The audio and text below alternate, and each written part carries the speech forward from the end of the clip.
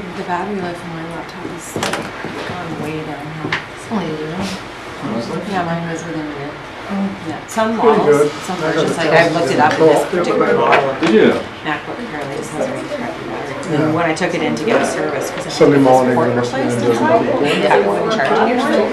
He noticed, he was like, hey, the battery, you probably should order a new battery. And of course I was like, yeah, I'm ordering a computer. Is this over yet? It's so lame. Yeah. Are we done? Yeah. That's un-American of you. Just throw out and get another one. Yeah. Black Friday's for it. Cyber Monday, I really missed out. Oh, yeah, you can. Right? There's still time. I got an email from Amazon. There's still time. There's still time. I make it up. Still time for a bunch of junk you don't need. I like that too. It's a really lot for me. It's like a bit of a slog. Yeah. The week is actually the concept of everything great. I think it should be so great. So it's just like, It's not sure. Oh, yeah?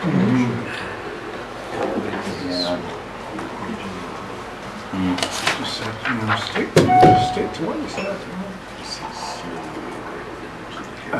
Detect independent supervision.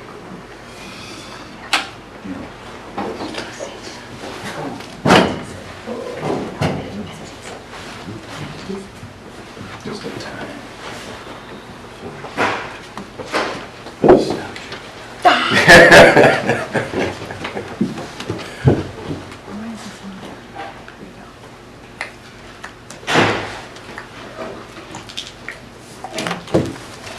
So, 1800, call this meeting to order. I'd like to recognize that this committee's business today is being conducted on the territory of the Clayoquot First Nation. And if I could have someone move for an adoption of the agenda. Or seconded. And second. And all in favor? Thank you. And once again, we'll ask for an adoption of the minutes. Second. And second. Any errors or omissions? No. Thank you.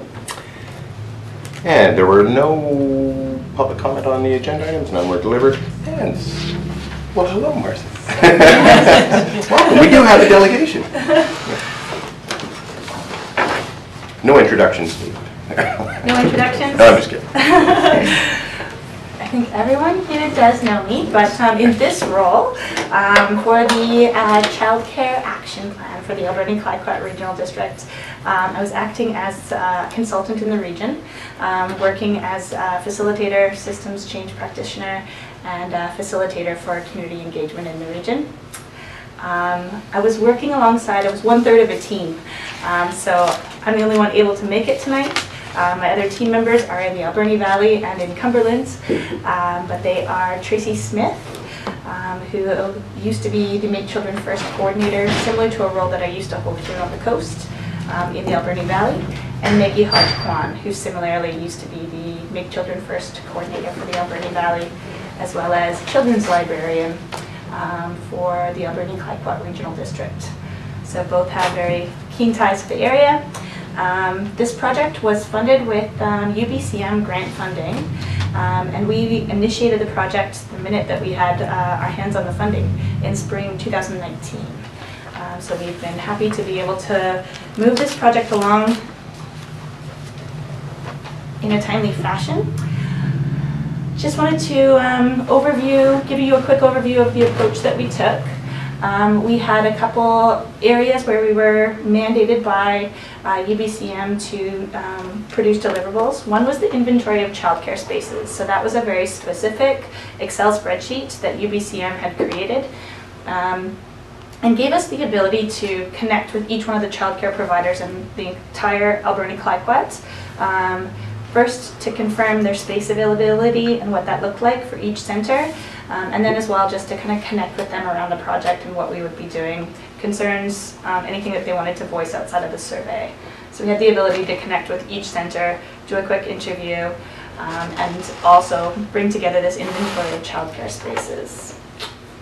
After that, we have done a review of policy plans and bylaws, our surveys for both parents as well as for service providers.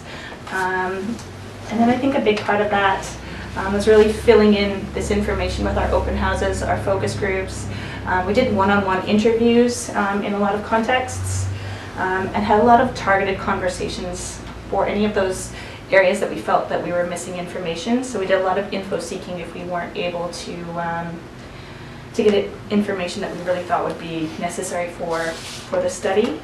That was really informed by the information that we got from the survey. So we had a very high response rate. I think we had 117 or 119 respondents from the West Coast answer the survey, as well as 50 service providers from across the communities, in addition to the interviews that we did filling out this spreadsheet for UBCM. Those are pictures from our West Coast open houses. We had 2 open houses on the West Coast, as well as a focus group with service providers, and some very targeted conversations to ensure that our information with more of our underrepresented populations were valid.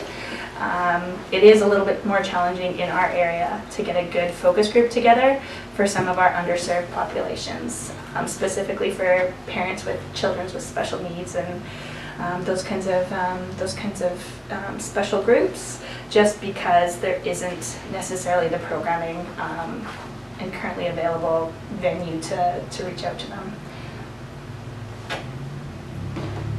So our current childcare space capacity. This slide is really representing a lot of the information that we received through doing putting together the Excel spreadsheet with UBCM. As well as through Statistics Canada and finding out how many children and what the age demographics breakdowns are. We validated that with some information from School District 70. So on the West Coast, there are 3 children for every existing licensed childcare space. In some circumstances, in some age groups, that's sufficient, but what we found was largely infant and toddler and after-school care were severely lacking. Marcie, just quickly, for your West Coast representation, that included Tofino, Ucluelet, and the Atatsu? All the nations. All the nations, okay. Yes. So the key findings from the work that we did across the region, it wasn't just here on the West Coast. We heard that infant toddler before and after school were the top space needs. A big portion was options for parents, especially here on the West Coast, where and when they access childcare was a significant barrier. And childcare has a tremendous economic impact on families and communities. I think that this was very well represented in our survey results here in the coastal communities. We had a very high average income in terms of respondents. The majority of respondents had very high income brackets, so it was really interesting to see how much challenges those individuals had in terms of job loss and career opportunities and those kinds of things. That really does influence your council's ability to advocate and look at opportunities such as the $10 a day programming moving forward, and just talking to the province about how much economic impact there is in small communities around childcare.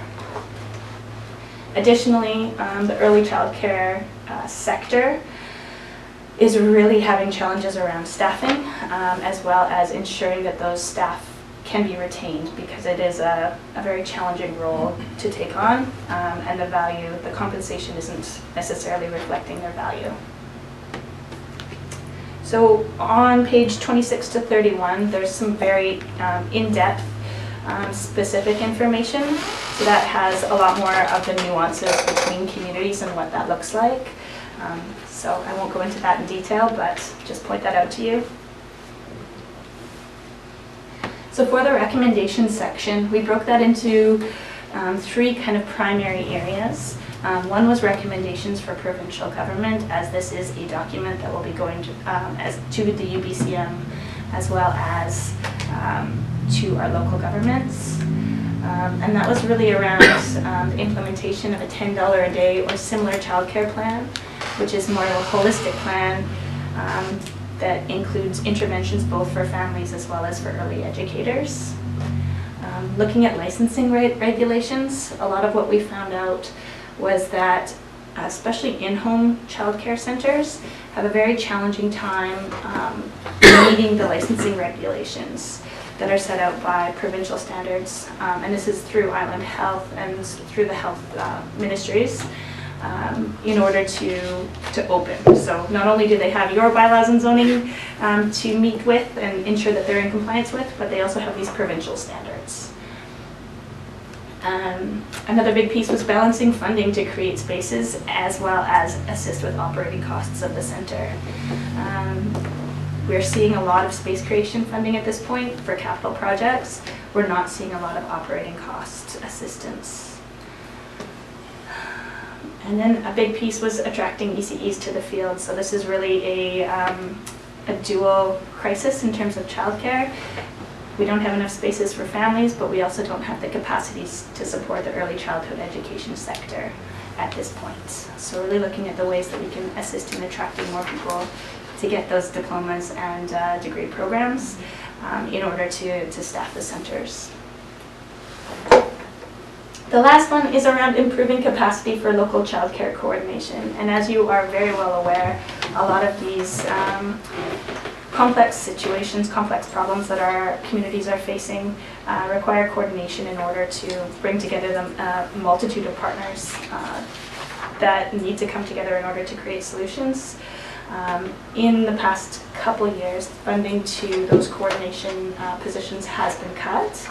And so that was a big piece in the recommendations around provincial government, was ensuring that they are aware that those roles were quite essential in advocating for early childhood education sectors.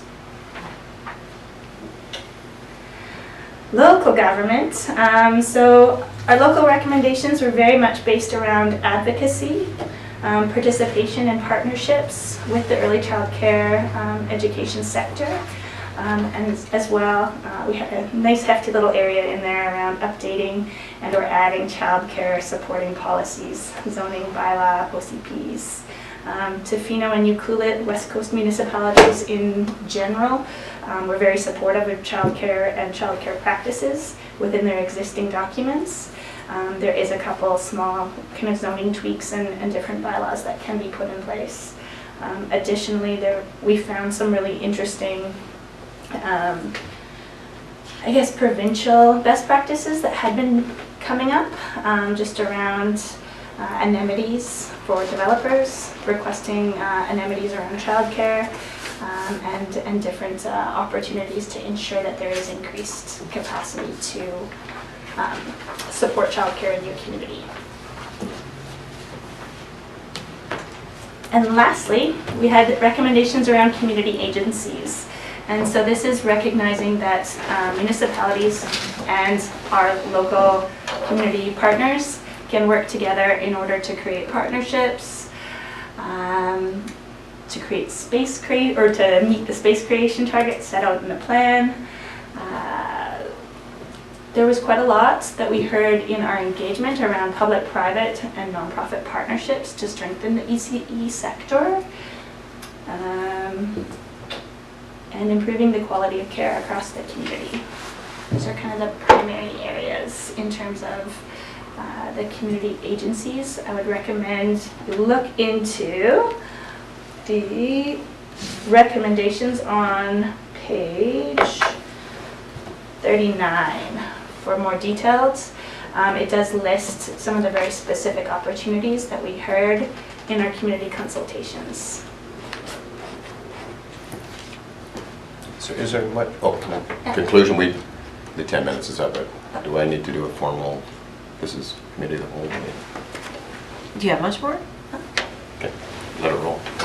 All right. So our conclusion, just around the fact that this is a parallel crisis, we have a need to increase the number of quality childcare spaces. We were recommending that most communities strive to look at a 50% ratio. So increasing their space creation or their spaces so that there is one space for every 2 children in their communities. This is a best practice that we saw in places like Quebec and some of the Ontario communities that have been implementing some form of $10 a day, $15 a day childcare services in their communities and see results. This also assists in strengthening the childcare sector and looking at those kinds of interventions. Thank you. Any questions? Thank you. That was a great report and really interesting. I have one question. Looking at the survey results for the West Coast, one of the questions was, does your child or family identify as Indigenous? And it said that only 5.2% said yes. So I was wondering if you could speak to that in relation to the whole survey. I mean, I got a lot about how in Housed it's quite well serviced, but does that really skew it? Why was it such a low, Yeah, so we did one-on-one interviews with a lot of the service providers and a couple families in some of our First Nations communities in the area, and we did see that those communities were particularly well serviced. The challenge was in many of those communities was when they were accessing services within the municipalities for employment and education. So one of the service providers in one of the nations even mentioned that she is actually door knocking to get people to come to the center because there's a little bit more of a culture of taking care of family members, and there is a very different system of early childhood education in the nations. It's actually under their education department and funded differently, so it does look a little bit different. Okay, so you don't feel they're underrepresented in this? We did our best to ensure that they were not. Oh, yes. For this survey itself, it was a little bit challenging, but yeah. Thank you. Can you speak a little bit more to what supportive childcare policies look like from a municipal perspective and what those zoning, et cetera, suggestions could be? Yeah. So, like I said, in Tofino and Ucluelet especially, we did see a lot of good practices around zoning. One of the things that we did note was there was, I can't remember, I think it was many of the electoral areas didn't have zoning, but just adding zoning for group childcare in all neighborhoods, so in all zoning types. Offering zoning application assistance to new child care centers.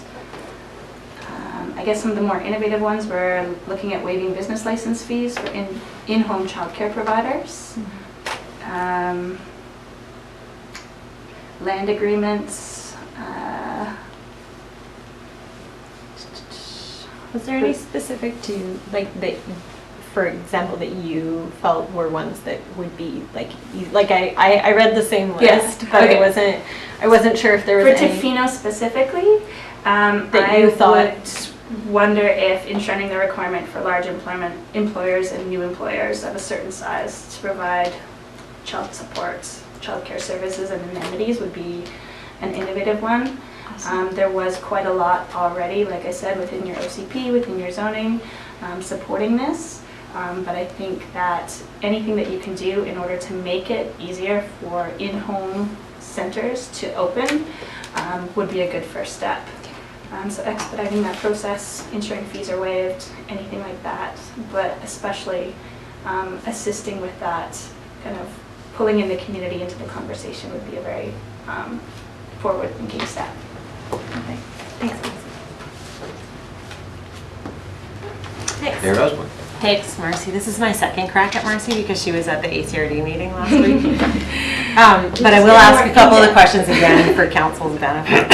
So at the regional district meeting, you brought forward a series, you and your colleagues brought forward a series of recommendations that the ACRD then followed through and passed. Mm-hmm. Would you like to see us do something similar? Yes. Okay. That would be great. So you have not had the benefit of seeing what those are, and just in seeing how this conversation goes tonight and the discussion, what I'm thinking is maybe of bringing something to next week's council meeting, maybe through the form of a notice of motion that would explain a little bit more background on what the regional district did and what we could possibly contemplate, if that's of interest to you. It is to me. And some of that was around, and we have asked the ACRD staff to go back and look at a few things that we just weren't really too sure about. Like, for example, requiring employers to provide childcare, I'm not sure is lawful. And that's something that the regional district staff are going to look into.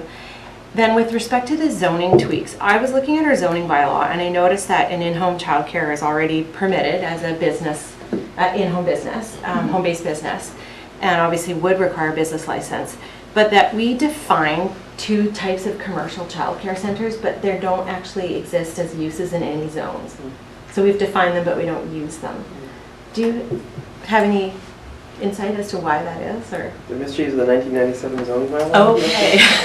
I can't, I'm sorry, I don't have anything to offer there, but that it happens with Right. a number of uses. I could say that I haven't been approached in my time here to open a new childcare center. I think, again, if it was a rezoning process, Right. of course we would be supporting that. Not to say that we couldn't nest it in every single zone if we Got did, it. that's what we want to look at.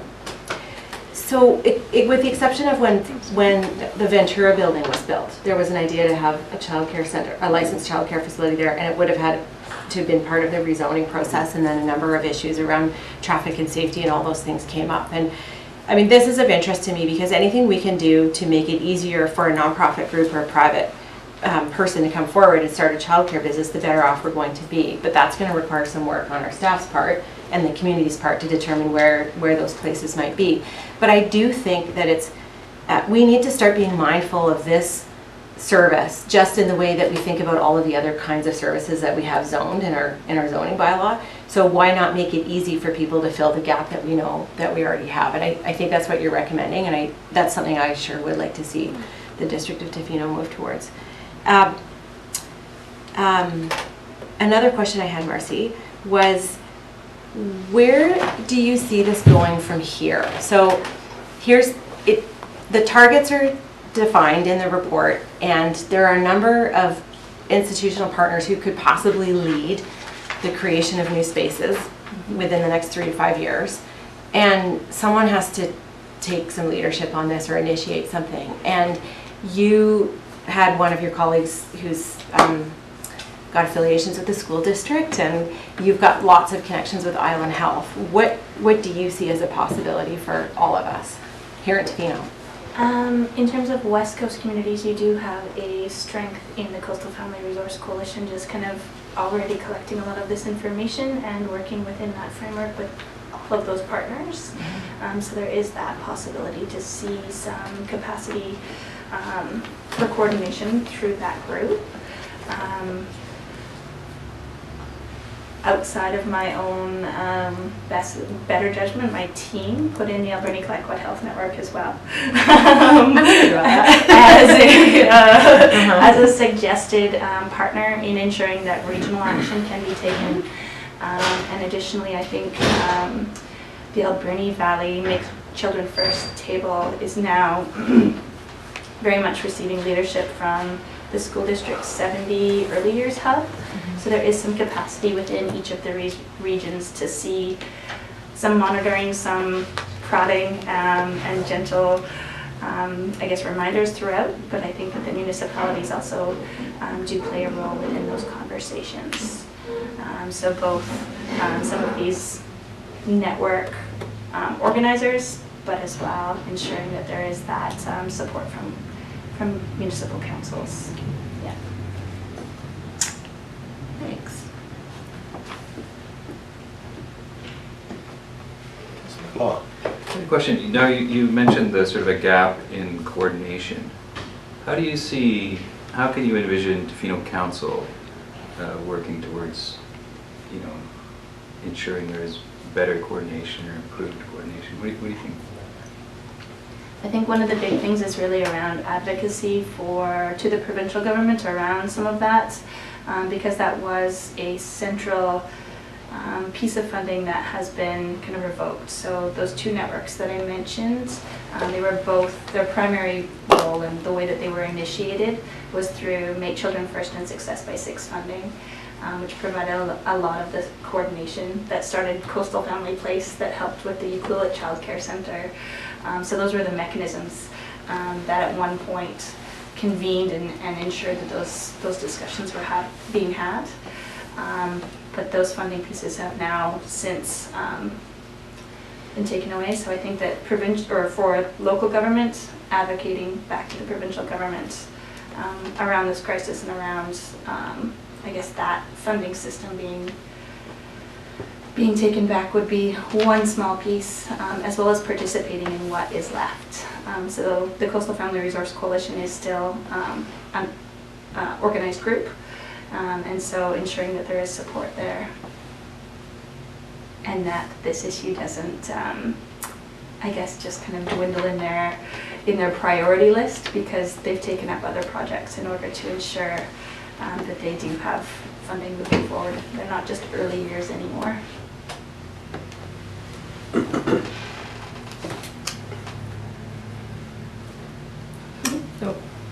Councillor Anderson.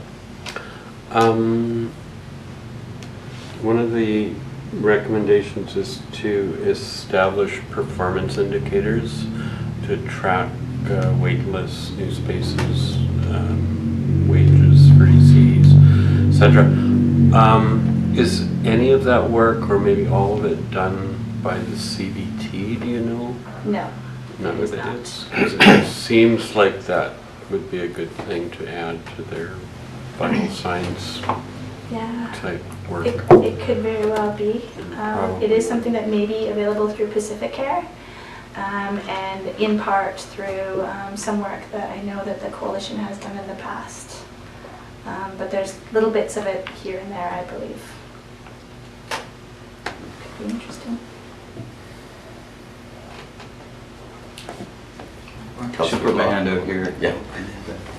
Has, this is a question for you, so you correct me if I'm off here. Has Tofino, the municipality, explored applying for any of those grants through the province's advertising? I can say no, but I'll let No, maybe you're Mayor, correct. Mayor Osborne could enlighten you, but no, we haven't at that point.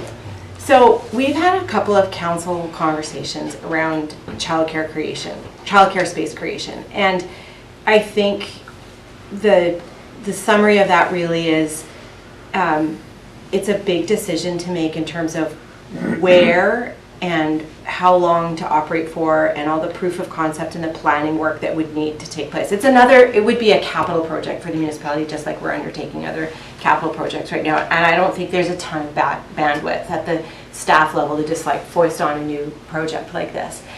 And correct me if I'm wrong, Bob. Yeah, okay, anyways. So there have been discussions with Island Health and the school district around possible leadership in space creation. And everyone's in the same boat, I think, where somebody has to take the lead, somebody has to have the capacity to do it. But as I say to a lot of the parents and families out in the community, the pressure that they apply to all of us helps a lot, because in order to move this conversation forward, we have to know that it matters. And having proof in the pudding like this, so now we have a documented report that shows us what our space creation targets should be and what the need is and what the impact is in the region. And I think we have a lot of material here to work with. It's just a question of kind of what the next step is and how to go. We've missed the opportunity to apply to the province's very targeted funding that they made available for municipalities. And the conversation that I had with the minister at UBCM was, boy, you know, Minister, it's great to see this kind of investment, but when you have all of this planning work you have to do, a 2-month runway just doesn't work.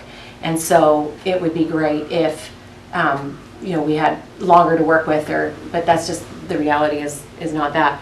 There is still the ministry funding, which is an open intake process, and any institution, including a municipal government or a nonprofit group or a private provider even, can apply to that funding with different kinds of criteria applied to each type. So it's still a possibility, and I see us as a catalyst, but not necessarily a leader of creating a new space. We already run our own facility. We are one of only 2 or 3 local governments in all of the province that does this, and we have enough challenges with that as it is. So, but I think we made it a priority in our strategic plan to tackle childcare in some way, shape, or form, and I think now I feel a lot more informed about what possible directions this could go and what we could do. That was a really long answer to my question. Well, I mean, because we've been having this conversation as we are distinct in that we are one of 2 municipalities that have addressing where the gaps were because there were pressure, and we know that anecdotally, and now we have analysis. So the infant toddler area is one, but and my curiosity is that is the need, a snapshot in time, and that is a need now, and then that infant toddler in 3 years may be a different outlook into Tofino, and how do we address those gaps now, and then in 10 years, those obviously we need to relook at those, but those gaps will be different, presumably in those 10 years. So it's a question. I mean, it's going to bring up a larger question, I think, in terms of the service that we provide, how we provide the service in Tofino. Presently it is coordinated through our CFO, and it's in that department, and we've had discussions around where that might be placed and how best to afford that. Anyways, it's one of those questions that's not that I think, well, we've now got a great document as a catalyst, and that's what we were looking forward to before we were having these discussions about creating new spaces and taking on, well, I know Bob really wanted to build a great big new facility here, but we just didn't think that we had the information or the capacity to do that at this time. Just a couple more questions, Marcie. I think I asked, or somebody asked this at the ACRD, or you might have spoken to it and I've forgotten, I'm sorry, but is your contract largely done now, or is there any final pieces, and will any of that involve actually formally presenting to the school district at all, or is this just going to stay with you presenting to the municipalities and we are presenting to the municipalities, and then we're also taking this out to many of the networks that we engaged within the study. Yeah. We could present to the school district quite easily. Yeah, if that was something. I think it would be a good idea. Yeah. Yeah, I'd be happy to support you in that. Okay. Yeah, and that was a kind of a follow-up question in terms of, I know with Ucluelet, with the investments being made down at the elementary, that there was the discussion with SD70 around creation of space in that facility, and I know that we haven't been committed any funds for the enlargement of our facility, but we do have those portables. We do have the potential here, and in talking with the administration here, that I'm just trying to understand how that collaborative process works between SD70, the administration, and what role maybe a district could play in that. So I'll learn more, I guess. I have one more question. One of the recommendations is as an initial step to initiate a regional child care committee. So what would that look like? Do you see that as sort of being a committee that's established by council, or who would take the lead on establishing it? Would it be, do you envision it as a committee of council, or just its own entity that maybe a council member or staff participates in? Yeah, so who would take the lead on setting that up? And there's some suggested agencies that are already doing some of the work, so the composition of it. Mm-hmm. So as far as a regional coordination table goes, that would likely go through the ACRD for a recommendation, and they've suggested, like I said, I was a little bit hesitant myself putting my own network that I coordinate regularly, but it's in there as the table that it should go to for further recommendations around that. Okay. Thank you. When are you presenting to Yuki? What's that? When are you presenting to Ucluelet? Next week, on the 10th, I believe. Yeah, we have Port Alberni Monday, Yuki Tuesday. Great. Yeah. Thanks, Marcie. Thank you very much. If you have any questions, don't hesitate to get in touch. And I believe there is no correspondence that arrived on my desk. So we do have a presentation/report. Mr. McPherson.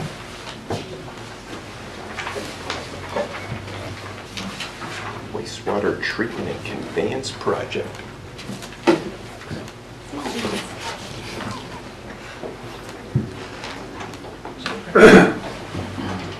Good evening. A slightly delayed presentation of wastewater treatment and conveyance. A few things that I'd like to accomplish in this presentation. Just a quick review of what municipal liquid waste is, some information about DeFino's liquid waste, a bit of a refresher on the liquid waste management plan that was done a couple of years ago now, and talk about conveyance and treatment design that's being done. Spend a fair bit of time on the value engineering and have an opportunity for council to understand the process that we've undertaken with value engineering in the last couple of months, as well as hear from council with respect to the value engineering piece. Talk about some of the project risks and then outline some of what the next steps are to keep this project moving forward. So, liquid waste 101, also known as sewage, rich organic material. It has within it some things that we maybe would rather it didn't, but there are disease-causing organisms that are of concern, as well as chemicals such as detergents. And there's now a lot of talk, more talk now about pharmaceuticals appearing in our liquid waste. Not specifically DeFino's, but generally North America-wide, pharmaceuticals starting to show up in liquid waste and what to do with them, and there's no consensus is the short answer on that. So treatment, sewage it's naturally treated. The bacteria that are nasty, they break down with sunlight and oxygen when waste amounts are small. When we live in larger communities, those amounts become too concentrated, too large, and nature can't keep up with the waste that we produce as a town. So that creates the need to treat sewage. DeFino's liquid waste is, I think everyone in this room is familiar. It comes from a few different sources. We have, of course, residential, we have resort commercial, and then we have some other commercial. The fish processing that happens in town has been in the news with respect to the waste that they're discharging into the waters here. And then the brewery also, there are some unique characteristics, typically high organic matter that goes into our system from those two producers, although not necessarily creating that much more of a load for a lot of the year. All of the waste makes its way from beyond the south end of town. It starts at Esowista and Tyastanis, picks up through a sewer line that goes along the highway, all of the southern DeFino communities, and then we give all of our sewage a nice tour of downtown before it goes into a pipe and is discharged into Dufferin Passage. Some of our challenges, and there are many, but this is a few of them. We have a long time retained in pipe sewage, especially the sewage that's coming from out in the Long Beach neighborhoods. And as that happens, the sewage becomes more septic. It starts to produce hydrogen sulfide, which is unpleasant smelling and is also toxic. And in severe concentrations can be fatal. We have unique design parameters. We have fluctuations in flow volumes that follow our heavy visitation season, as well as with rainfall events and what's known as inflow and infiltration. We get some significant volume increases in our sewer system. The loading can change significantly, so there are times when, again, when visitation is busy, the loading, which means more suspended solids, more biological oxygen demand in the system, as well as when the fish processing plants are at their busiest, or one plant at this point is at its busiest, we see more loading happening in the system as well. One of the real significant challenges that we're still wrestling with is, because we don't have modern treatment right now, we're going to be one of the very few new wastewater treatment plants in Western North America that's being built over the next little while. That has a number of challenges. Significantly, we do not have a trained workforce, and that's something that we're still wrestling with as to how we can start, flip the switch and be operating the system very well. And this is a very large project. Treating wastewater is a very large project for a small, I'll say isolated community. So with these challenges, shouldn't we just leave it alone? We do have an environmental responsibility, of course. The map at the top right of the screen shows the shellfish closure area. It's a public health issue, and shellfish can't be harvested in that area. Shellfish harvested in that area have a probability of causing illness in humans. And notwithstanding any of that, it's we are required by the federal government to be treating our waste by the end of 2020. A target that we, at this point, will not make. The District of Tofino strategic plan, both of the last iterations of it have identified addressing our liquid waste as a strategic priority. So one of the things that we did as the 2015 strategic plan was still fresh, we reinitiated our liquid waste management plan. It was quite a vigorous process, and thanks to Elise, she was absolutely fantastic getting a lot of this stuff together and keeping everything on track. We had a town hall. It was really kicked off at the town hall meeting. We had multiple community open houses. We had an open house in someone's carport. Mayor Osborne and I did. Met with a lot of individual stakeholders. We met with staff representing Clayoquot First Nation quite frequently on this file as it was moving along. We had a joint liquid waste management advisory committee that was government folks as well as some really great representation from some community members. This committee acted as our steering committee. Some of the highlights, I think the council is familiar that we identified that we should plan for a 20-year design horizon.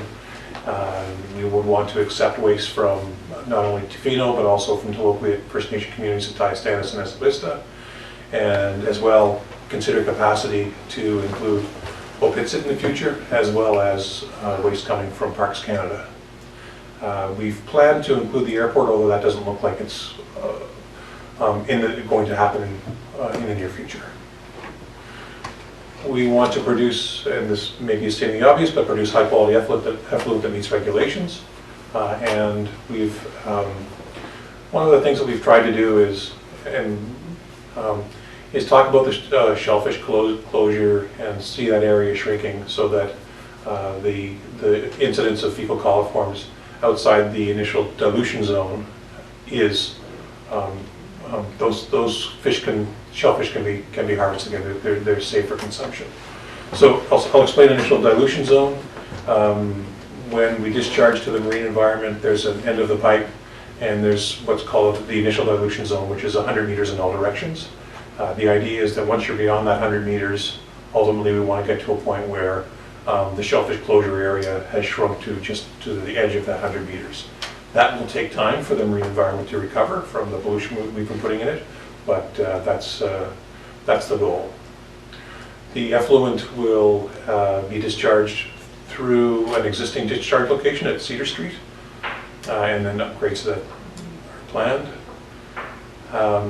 A source control bylaw is going to be required, as well as a public education program to make sure that what's ending up in our system does not frustrate the biology that we're going to put in place to make sure that the nasty bugs I talked about a few minutes ago are treated. And then inflow and infiltration is something that once we get a plant under construction, we're going to be taking steps, and in fact we've already started taking some really simple steps to reduce the amount of inflow and infiltration. And maybe I'll just explain what inflow and infiltration is. There are a number of places where rainwater in particular and groundwater can get into our sewer system and dilute it. this increase in the volume, there still is a cost in processing that. There's a cost in pumping it up to the plant. There's a cost in making the basins big enough to hold all of this rainwater. Even though it's a more diluted product at the end, there are costs to that. So one of the very simple ways that we can save in our processing costs is not allowing, or allowing a minimum amount of that inflow and infiltration into our system. And then we are going to look at some of our non-point source pollution so that we don't end up with grease and other things going into our wastewater treatment system that are problematic. Any questions to this point? I'm going to pause a couple of times as we roll along here and see if there are any questions, if that's all right. And otherwise, feel free to interrupt since it's committee of the whole. I just have a quick one, Bob, on the concentration levels in terms of infiltration and dilution. We did have some issues with what would be considered fairly high sort of concentration levels, and I know that they tried to source where that might be. And this is just a curiosity question. Do you think there would be any relation to that high concentrations? Is there any correlation between when we kind of went to low flush toilets and sort of lower amounts of volume that to dilute that concentrate in there? It's just a curiosity question. That would be our speculation, is that that would be a contributor.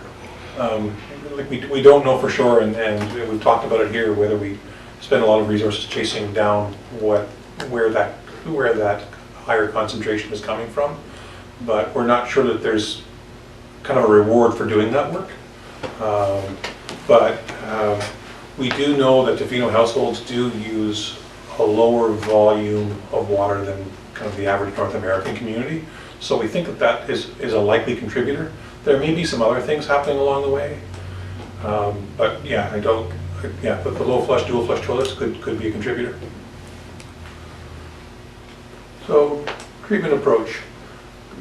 As council is aware, we've been working with WSP Consulting. We were working with WSP Consulting for about 2 years, going through a pre-design process as well as designing a wastewater treatment plant, an outfall, a conveyance system, and doing some conceptual work on how the biosolids, the sludge at the end, would be dealt with.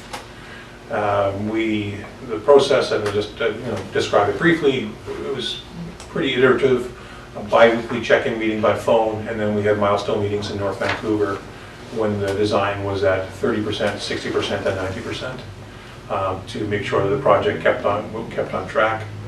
Want to point out that the treatment method was something that was given a lot of consideration, given the uniqueness of Tofino in the concentration, the wild swings in volume, our environment where we have apparently 11 feet of rain per year.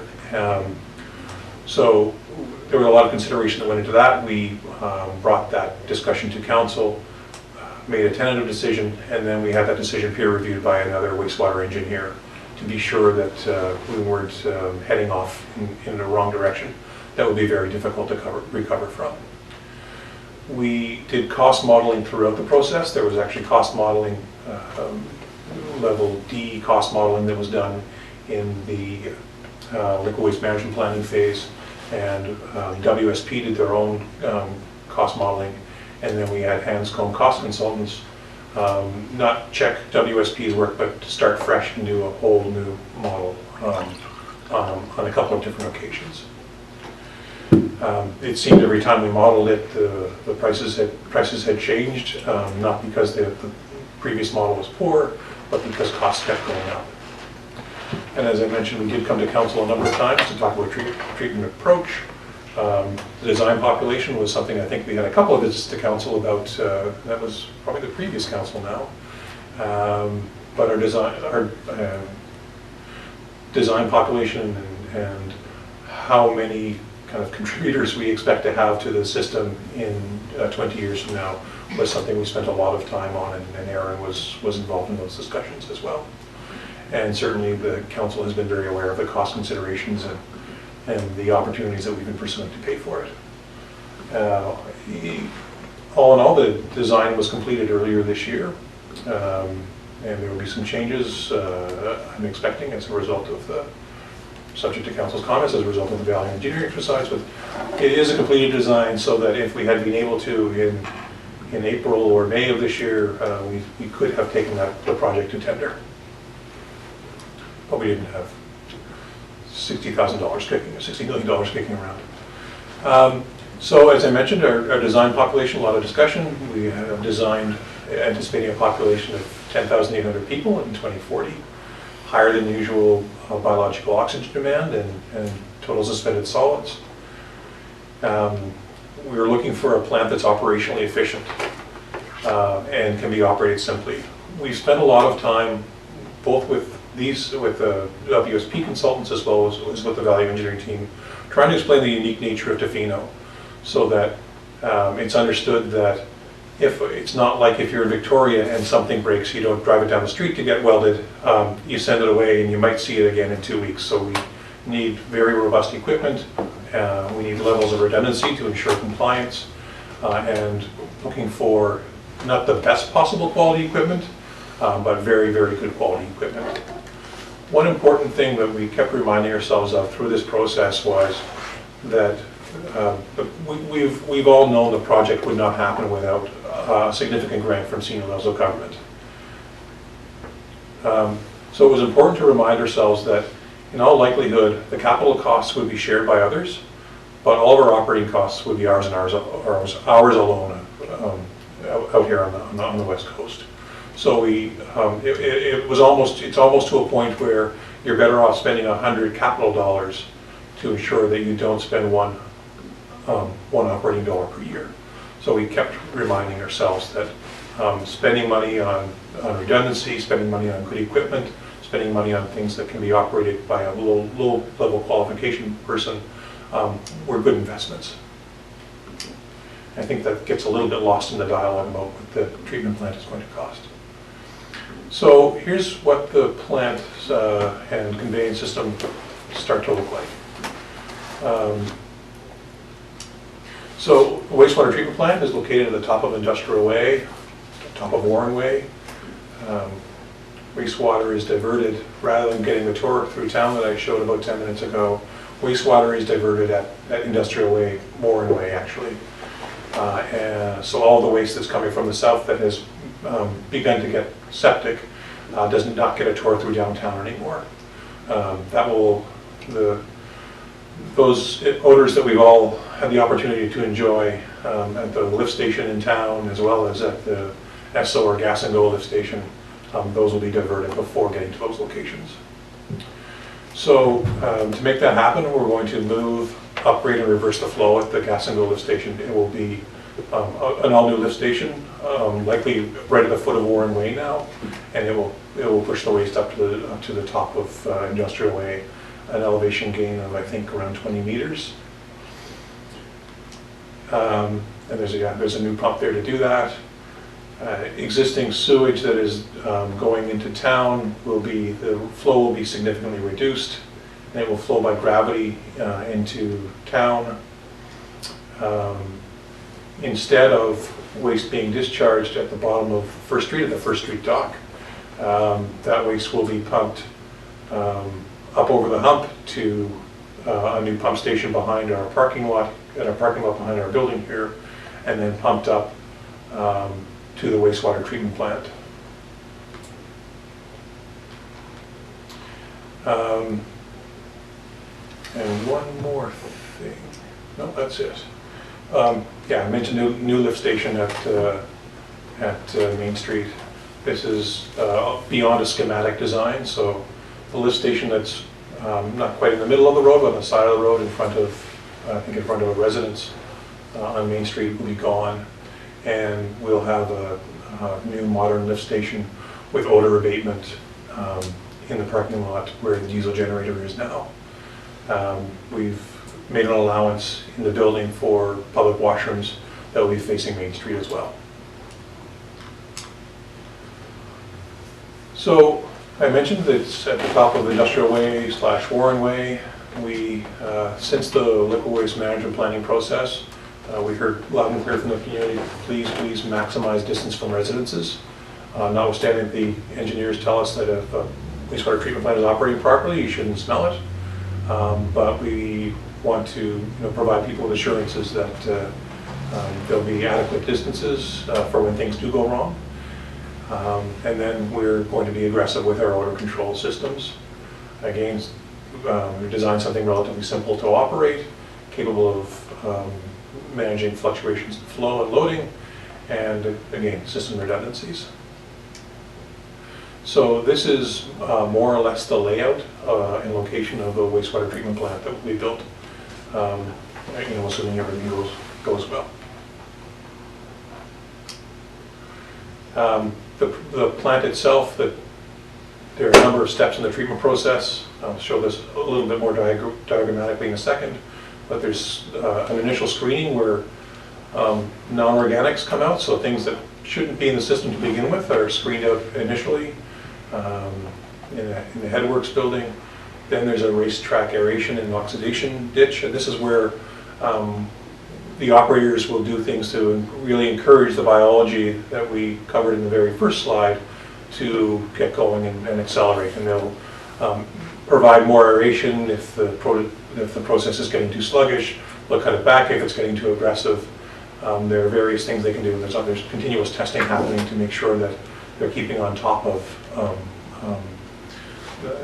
managing the biology that's happening. There's then a couple of secondary clarifiers that begin to separate the liquids from the solids. The liquids are then disinfected further, and I'm oversimplifying this, but there's UV disinfection before the liquids go out to Duffin Passage. The solids continue on and are dewatered further and thickened. The biosolids are then removed for composting. Important components, odor control, and important in DeFino certainly is backup power. So this is the kind of a 3D model of the plant and the processes that I talked about. So the raw flows in. There's screening of non-organics. This is what's known as the headworks building. And the headworks building will have its own odor control system. It's one of the smellier places in the wastewater treatment plant. Aeration racetrack. There's a number of interchangeable names here. Oxidation ditch, aeration racetrack. We called it a racetrack because we didn't want people to think of an open ditch of sewage. There are two clarifying tanks that will begin to separate the liquids from the solids. And the liquids would then make their way out once clarified and disinfected. And then we have a mechanical building and a dewatering and thickening building. And from there, the biosolids are trucked out. Simple as can be, nothing ever goes wrong. The building in the very foreground, we'll talk about in a minute, but the building in the very foreground is the administration building. And as we are all aware, we received funding, notice of funding in late summer that the federal and provincial governments were stepping up, and we're going to fund 73.3% of most of the capital costs, eligible capital costs. So we have not yet received the funding agreement. We've been expecting it since early October, any day now, but we know that there will be some conditions. We have been required to do a greenhouse gas mitigation and climate resilience assessment, and we have done that and submitted that. We've also done a community employment benefits report, and we've prepared that, provided a summary of it, as well as submitted the report that was done earlier this year. And then, of course, there's the value engineering piece that in the application process, we're made aware that value engineering was on the horizon if we were successful getting the grant, which created a bit of a chicken and egg for us, but value engineering has become part of this project. So, before I go into value engineering, any questions to this point?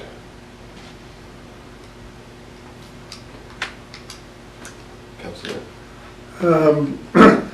On the funding, what about, I don't see the cost of steel coming down. Mm-hmm.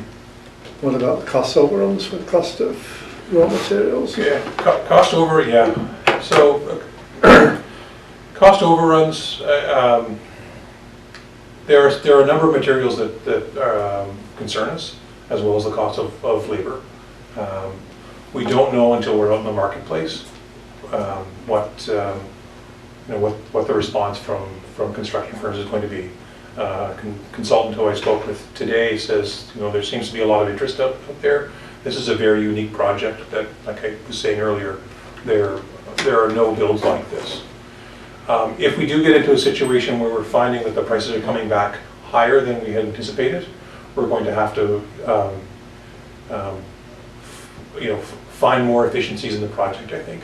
I suspect it's going to be very difficult to go back to government and say, well, the $60 million project is now 68.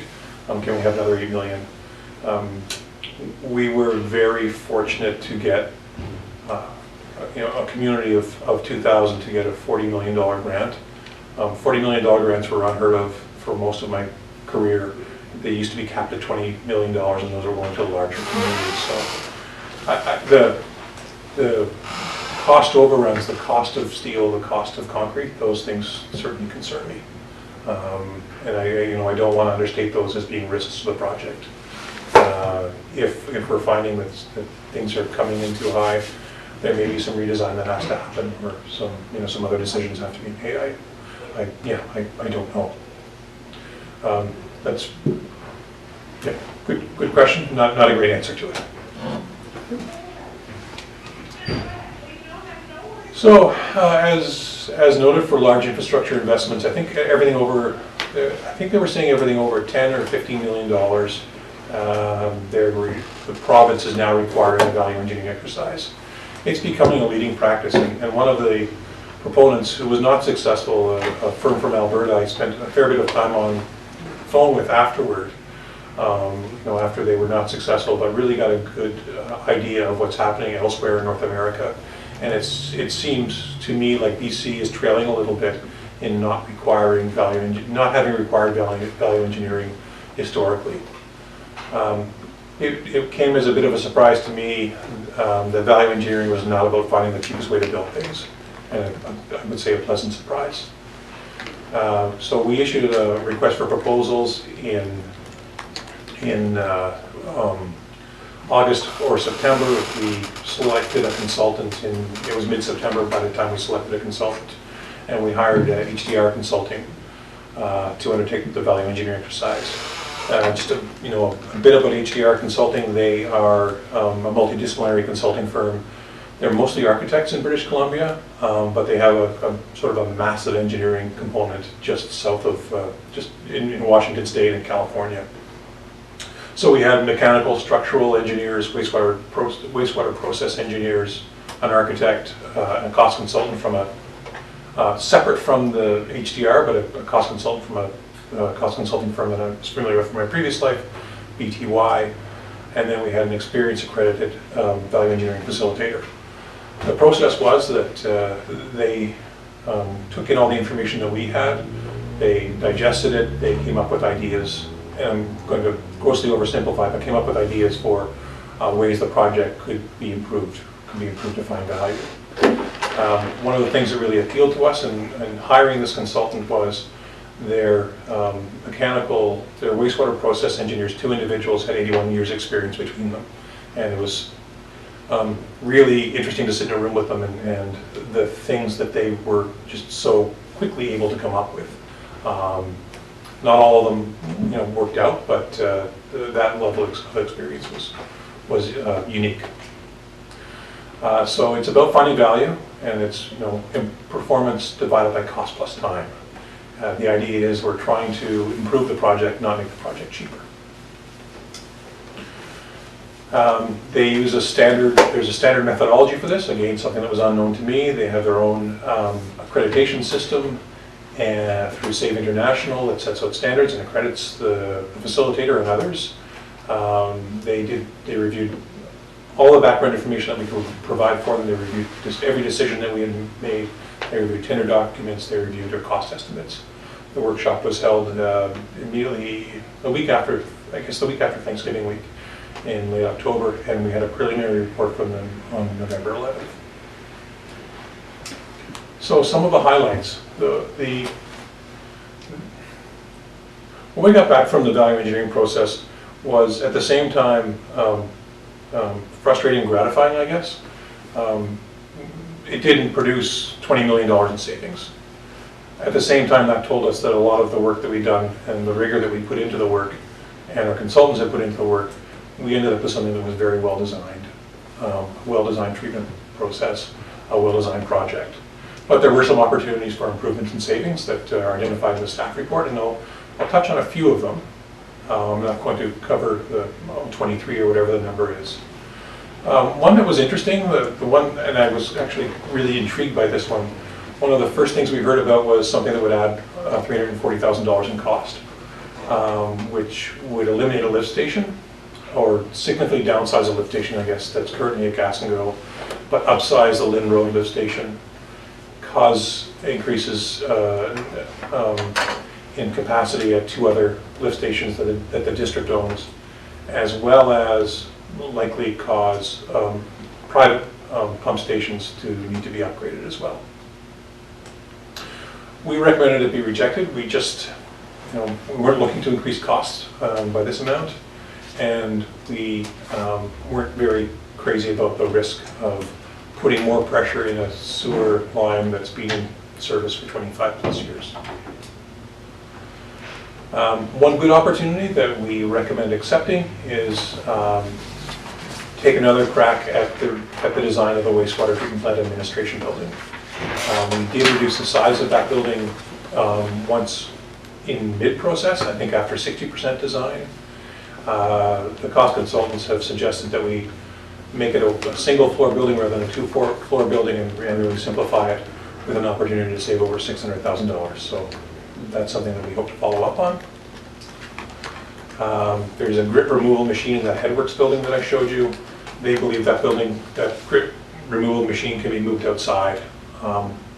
The savings is $60,000 and there's a significant cost in redesign.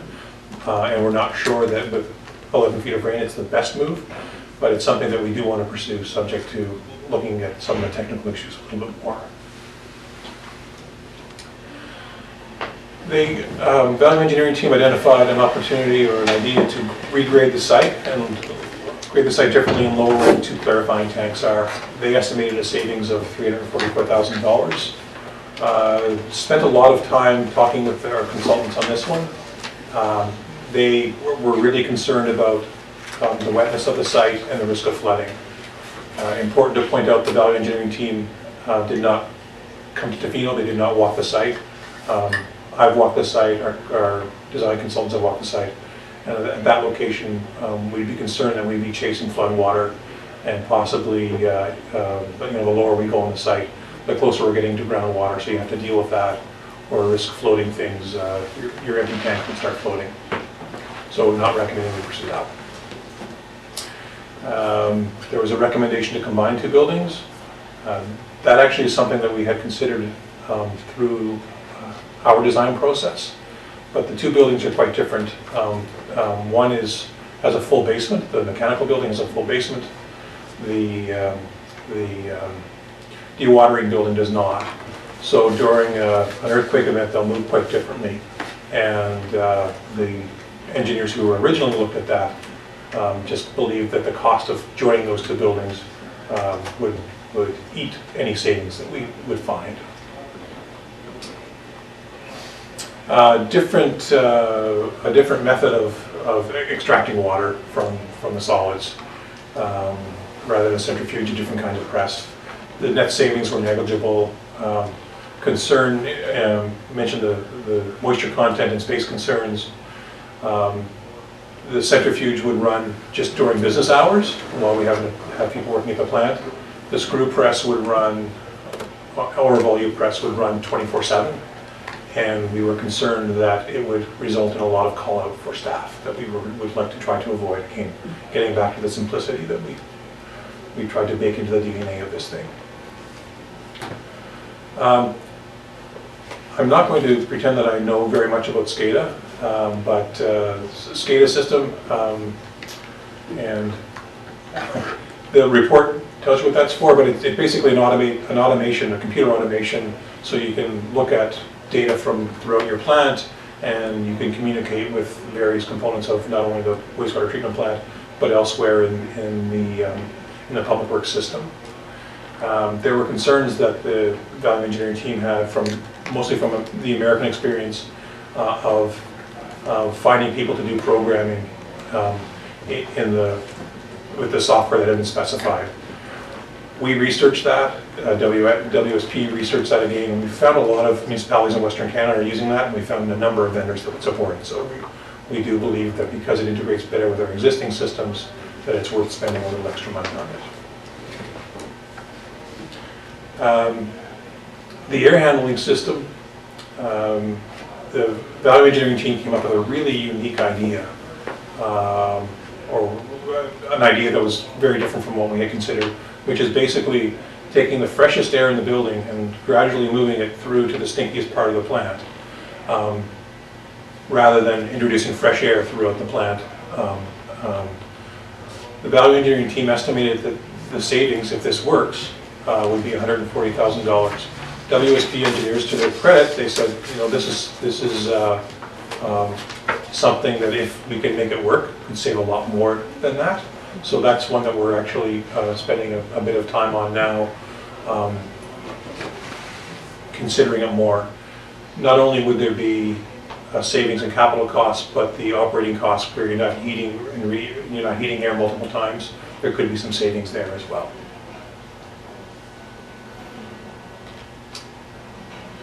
And this is the kind of low-hanging fruit. When we saw these couple of recommendations, the lead engineer from WSP said, well, there's the cost of your study back. Simplifying some of the coatings and modifying some materials. There's significant savings there. It's around $600,000 that has been identified. There are some things like the value engineering team recommended replacing all stainless steel that's specified with ductile iron. We're going to look at a fair bit of that, but we really believe that stainless steel outside in this environment, if we're looking to build something that lasts for 40 years, would be a good investment. So we're going to pursue those opportunities with some limitations on them though. So all in all, the VE team identified about $3 million in project improvements that would be a superior product as well as savings. As I said, we've spent some time working with WSP consultants. We believe that half of that is very realistic, and we're hoping to begin pursuing that very shortly here. So questions about the value engineering process that I can answer? Or shall I hit the home stretch? Well, not a question. I read all the reports, and the thing that struck me, I was impressed, when a design team's been working on a project for 2 years, it's very easy to fall in love with your own project and not accept any criticism. I was pleased to see that they paid attention to the recommendations that were made and didn't just poo-poo them. We try to do a lot of front-end work, to say, let's come through this process, let's learn from it, and everyone leave your egos at the door, and I think 90% of the team did. But I appreciate the comment. It was actually a really positive project in that way. The only other thing I'd say is often alternatives, and usually the best solution is the simplest solution in the long run.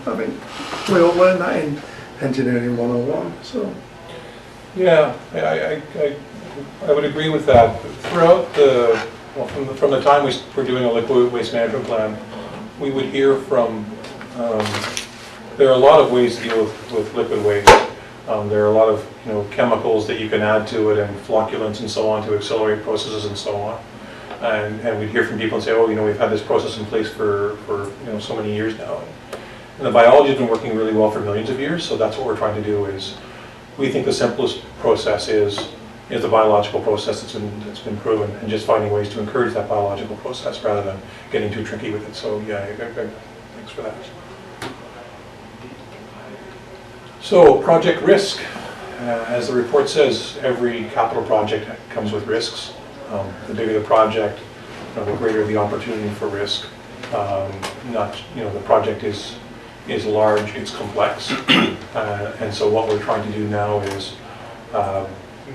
keep ourselves aware of the risk, keep others involved in the project aware of some of the risk points. So some of the risks that were identified through the value engineering process, as I mentioned, availability of skilled municipal staff to actually operate it when it opens, availability of skilled labor to build the project, and materials availability, contractor interest. So I did have a very encouraging conversation today. Materials pricing, startup and sequencing, starting a new plant. Again, it's not something that gets done very often. And where's the expertise going to come from to do that? Then disposal of the solids that are screened off of the project. We need to make sure, and I have talked with the regional district already, that they're going to be accepted at the landfill. And then making sure that we have all the permits in place so we can actually operate this thing when the keys get turned over to us. And that's something that we've been very diligent about since we were working in the liquid waste management plan. So one risk that council should be aware of is we learned in the summer, we thought we were going to talk about pole alignment with somebody coming from BC Hydro, and it ended up being quite a different conversation. But BC Hydro is questioning whether they have adequate power to fully meet the needs of the wastewater treatment plant. There is lots of power at the substation. There's just 21 kilometers of line that needs to be strung from there to here to provide what they would call reliable power. So that's certainly a concern. We're doing a few things. Mayor Osborne and I have met with the Senior Vice President from BC Hydro, talked through the issue, identified some of the things that we can do that they can do.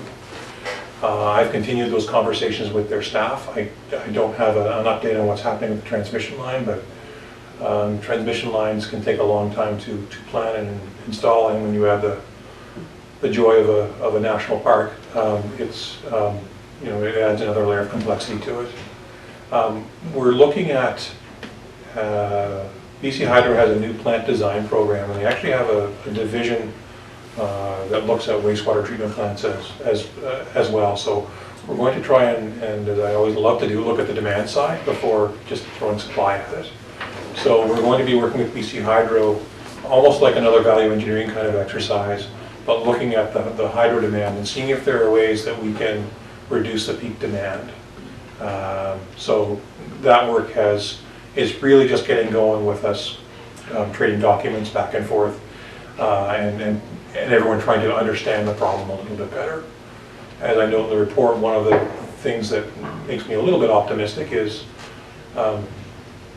two things. One, Hydro has told us they're going to complete a transmission line out here. It's a matter of timing. The second thing is that when our plant has the heaviest demand, which is summer, is when Hydro typically has their lowest demand everywhere in the province, and it turns out Tofino is no exception. So there might be the peaks may offset each other, so there is some work that we're doing along that to try to understand that better. But this is a project risk that we are working to manage. Finally, cost escalation is something that has us concerned.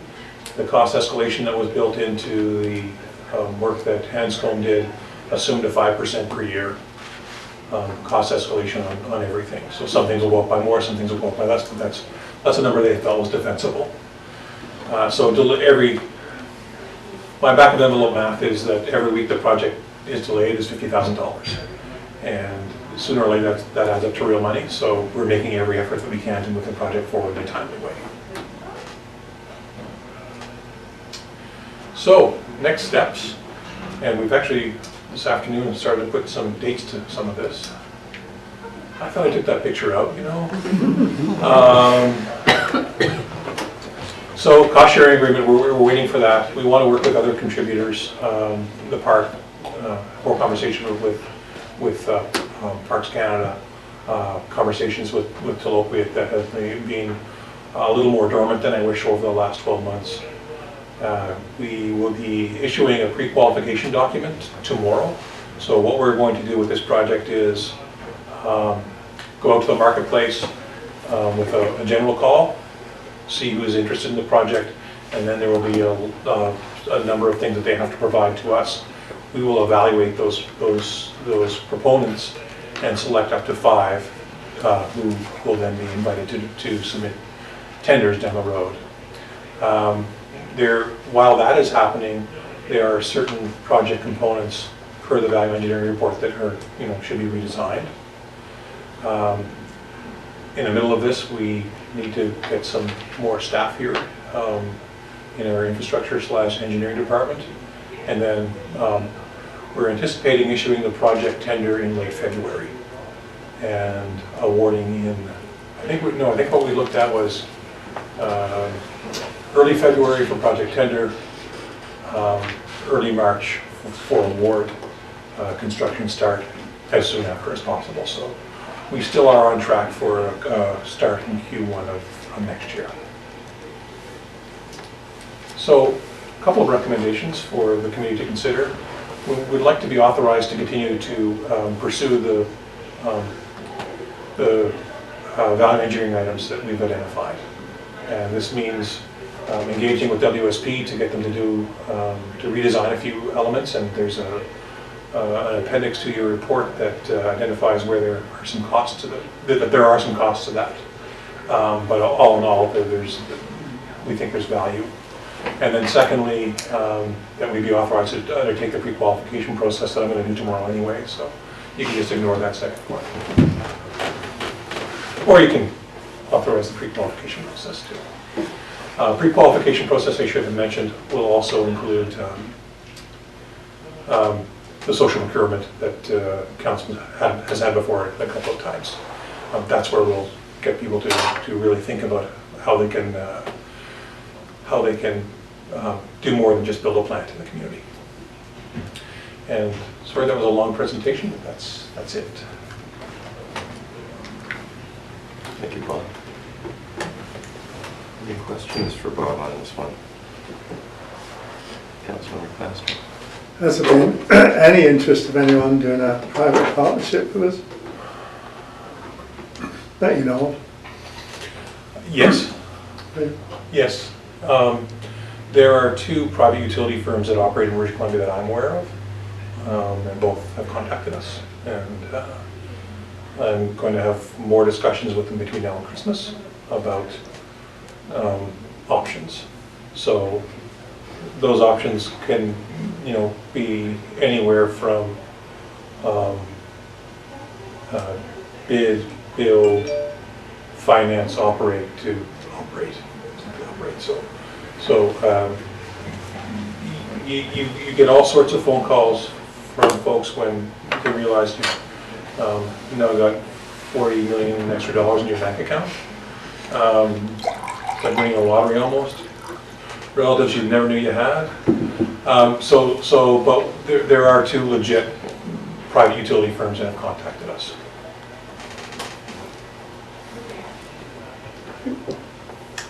Councilor Law. What's the status of the past agreement with TFN concerning sewage? So we have what's called a MTSA, Municipal Type Servicing Agreement. So we provide sewage collection service to TFN. I think that agreement, it's a 20-year agreement. I think it's about 12 years old now. The administrator that was in place there for most of my time here, he and I had a lot of conversations about that would need to be modified, and here's how we would approach that. And so that went really well. There's been quite a turnover in their senior staff, I've talked with a couple of people that were not there for very long, but need to renew those conversations from cost sharing, operation sharing, and also effluent quality perspective. A lot of the issues that we have with H2S are because of the long run of pipe and the small amount of sewage that's in it. And there are things that can be done at the other end that are done sometimes and are not to keep the H2S process from even starting, the septic process from even starting. So I think we need to talk about quality and quantity and then talk about costs. So that work is underway and is a little bit lagging at this point. I'd like to be further along with it. I'd also like to have a cost sharing agreement from the feds and the province in hand before I get those conversations too far along. Councillor I might be too early to know this, but I'm wondering if there'd be any disruptions in sewage collection services we switch from what we're using now to the new plant. I don't think it's something we can interrupt for terribly long. Just through really not much more than unpleasant over coffee conversation, we've talked about how those things are managed. And even on Lynn Road 10 days ago, we had a bit of an interruption in how our sewage was being handled. We couldn't, there were segments of pipe that were interrupted for days. There are ways to pump around those things. So I don't anticipate that there'll be an interruption for more than a moment.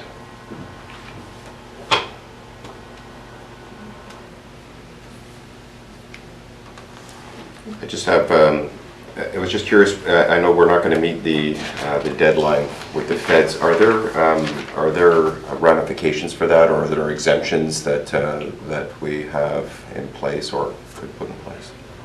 I started, we were optimistic we were going to meet the deadline into summer of 2018. We applied for a grant and thought we'd have an answer back on that grant within a matter of a few months. And it was 3 days short of a full year before we had the full answer back. As that time was stretching, I started contacting the regulators and said, here's our reality. We want to make good on this. We can't build it, we just cannot build it on our own. We're waiting for grant money. Do you have a double XL orange jumpsuit? No one will say for sure that no, we're not.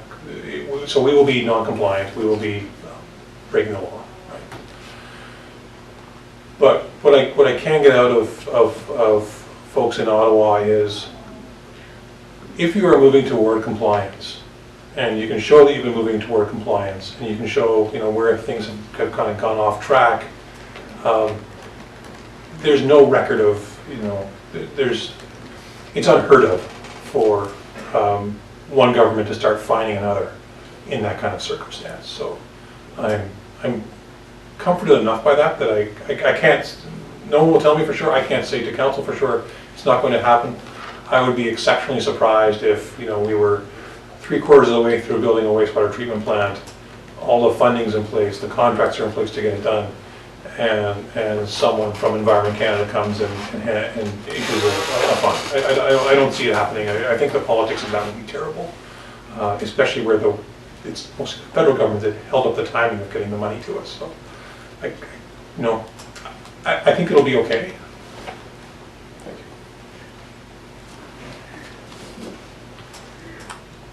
Thank you, Bob. Very much appreciate it. A lot of work obviously has gone in for a long time. I'll move that the staff be authorized to continue pursuing the value engineering items identified in the report. Second. Any other discussions needed? All in favor?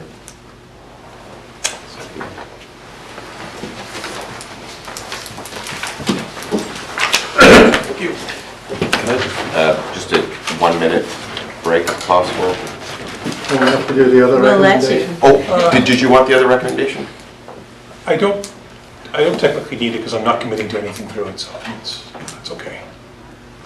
I don't mind making it. I think we should do it. Let's do it. I'll move it for you. The staff be authorized to undertake a pre-qualification and tender process as soon as practicable for the construction of the wastewater treatment plant and conveyance system upgrades. Second. Any other discussion? All in favor? Carried. You want to take a... All right, it is. Yes, thank you.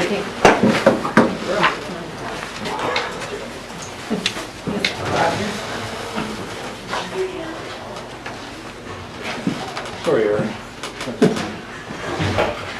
You and your 5 slides had to wait. I was going to say mine is 9 times shorter than yours was. No, I was saying slide-wise. Oh, yeah. That picture of you in a white suit, it looked like that Woody Allen movie, you know. Yeah. I know what you mean, yeah. Well, Blake Medler is there? Blake Medler and Ricardo, yeah. That was, I was just going through photos for other purposes. I found that one. That's a funny photo. I thought I had taken it out. But that was, we went to see the composter in Ladysmith, and they met us at the gate with Tyvek suits. Fashion tip, when you're going to visit a composter, cashmere sweater, not the best choice. Why did it stick? The odor? Smell? Ricardo and I found it, we were going from, we went to the Ladysmith composter in the morning, and then we were going to the wastewater treatment plant in Saanich in the afternoon, and we were wondering if we smelled too bad to go to a Oh my God. wastewater treatment. But apparently, it was just in our nostrils. Apparently, the Tyvek suits actually worked, but we were in the car going, is that us? So we actually stopped somewhere and asked somebody, do we smell really bad? That'd be a weird conversation. Blame it on the dog. Yeah, well, Is that what you do, Duncan? Yeah. Yep. See, this is the cutest little tiny bag. That's my one. I just thought of one more thing I have to do. Better write it down. Instead of writing in my hand, like I did in the car today. Like a sleeve of tattoos.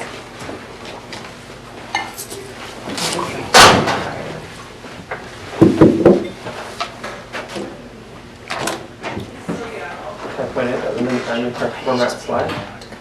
Oh, that's really nice. He's a lot.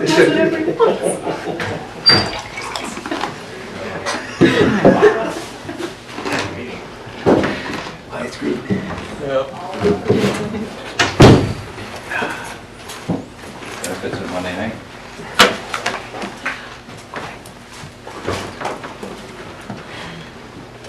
So we now have a presentation from Mr. Rogers. Thank you, good evening. This is going to be a fairly short presentation. Hard to beat our previous 2 presentations. Well, 5 slides. Form character development permits. It's not a competition. Buckle your seats. Yep. Oh, too fast. So we're just going to talk really briefly today about development permits, and in particular form character development permits. These are permits the council hasn't probably seen in about 10 years. You'll be seeing your first one at next week's meeting on Tuesday for a building downtown. There's a fair amount of legislation behind development permits. It's very prescriptive about what a municipality can and can't do. And I will explain a little bit about that today, but also about our context and how we deal with them.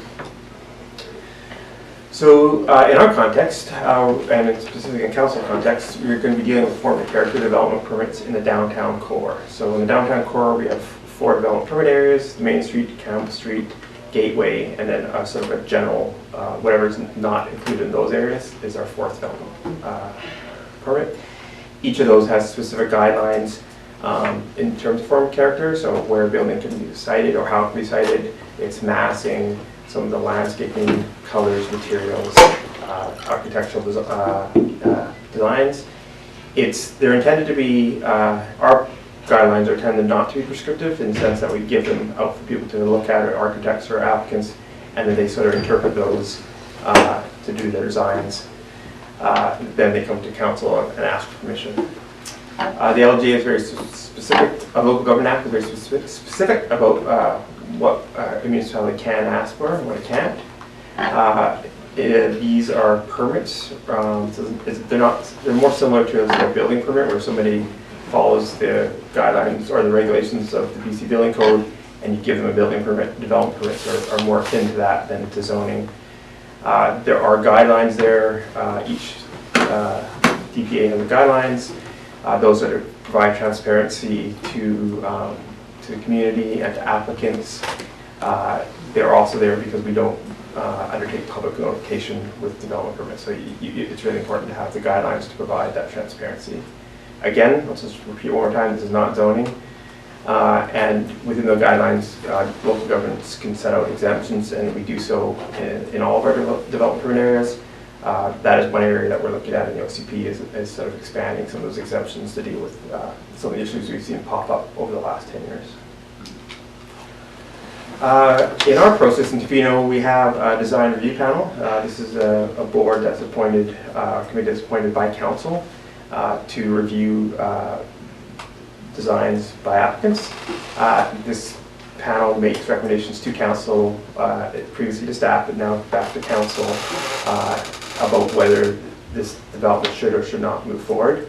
If there's some negotiation or discussion, we try to take care of that in that process. So if an applicant comes to design that the DRP is not comfortable with, there'll be a discussion, and in some instances the applicant will back out and come back up with new designs based on the discussion they've had with the DRP.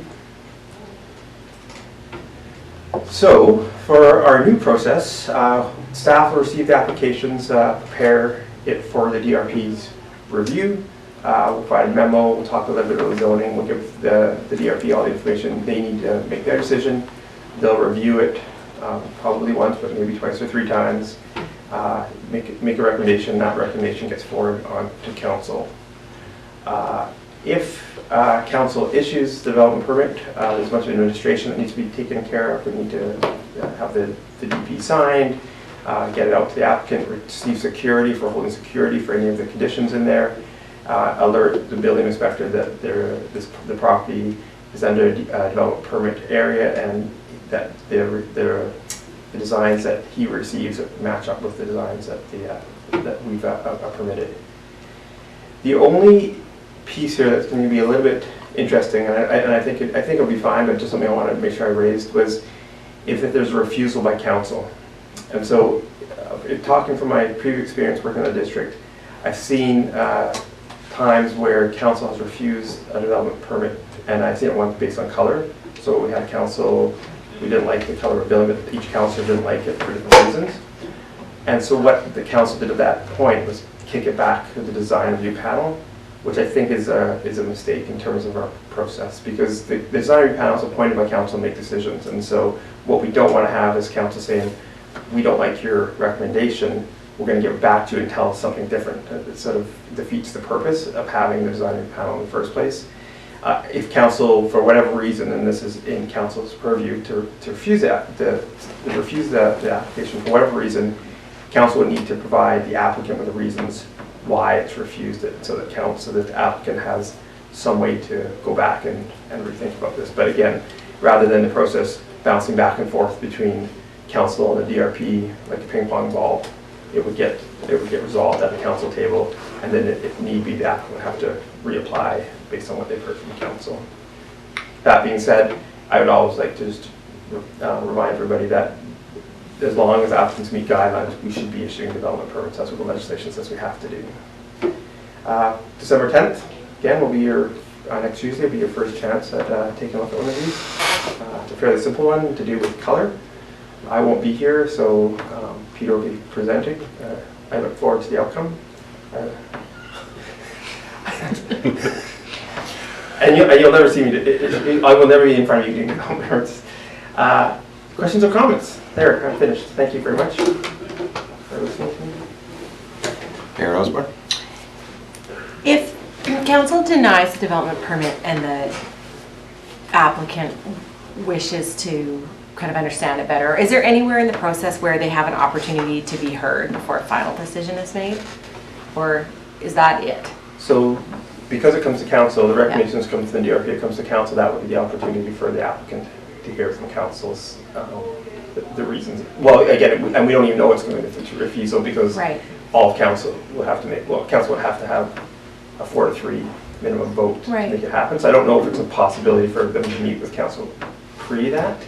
So at the regional district, there's this interesting little process. I guess it's maybe because it's a regional district, but if an electoral area is going to deny a development permit, they recommend that to the board, but there's this interim step where the applicant has a chance. Like in fact, they're afforded the right to come to the board and present to have their perspective heard before the board actually denies it. So that would be a two-step process in the sense that we could do that. But here's where it gets interesting is that if you get a positive recommendation from the design review panel, because if you get a negative recommendation, the applicant can apply to council to disregard what the DRP has said. So on a positive note, so they've worked out their stuff, they've come to council. So they don't know if they can say, so you'd have to have a pre-meeting, so that's at least 2 council meetings for council to hear it, discuss it, and then another meeting to refuse it. It would drag out the process quite a bit. Oh yeah, it drags it out. Yeah. and I would say, if that was our concern, then I would also say that we remove the DRP as part of our process, and that development permits come directly to council. If that was the case, I wouldn't recommend that, but if that's where council was looking at, I don't think there's a lot of the idea of this is that you've appointed, as council has appointed, a body that it thinks represents the district's interests. They operate under terms of reference, and so I guess if we start thinking about that, it gets to be it's complicated. One more question. Yes, Mayor Osborne. Do you have any suggestions to make the design review panel more robust? Or, I mean, sometimes it's been pretty thin. We've only had a few people sitting on it, or a quorum is kind of barely made, or just a couple of people make it. Councillor Anderson well knows because he's been our liaison there.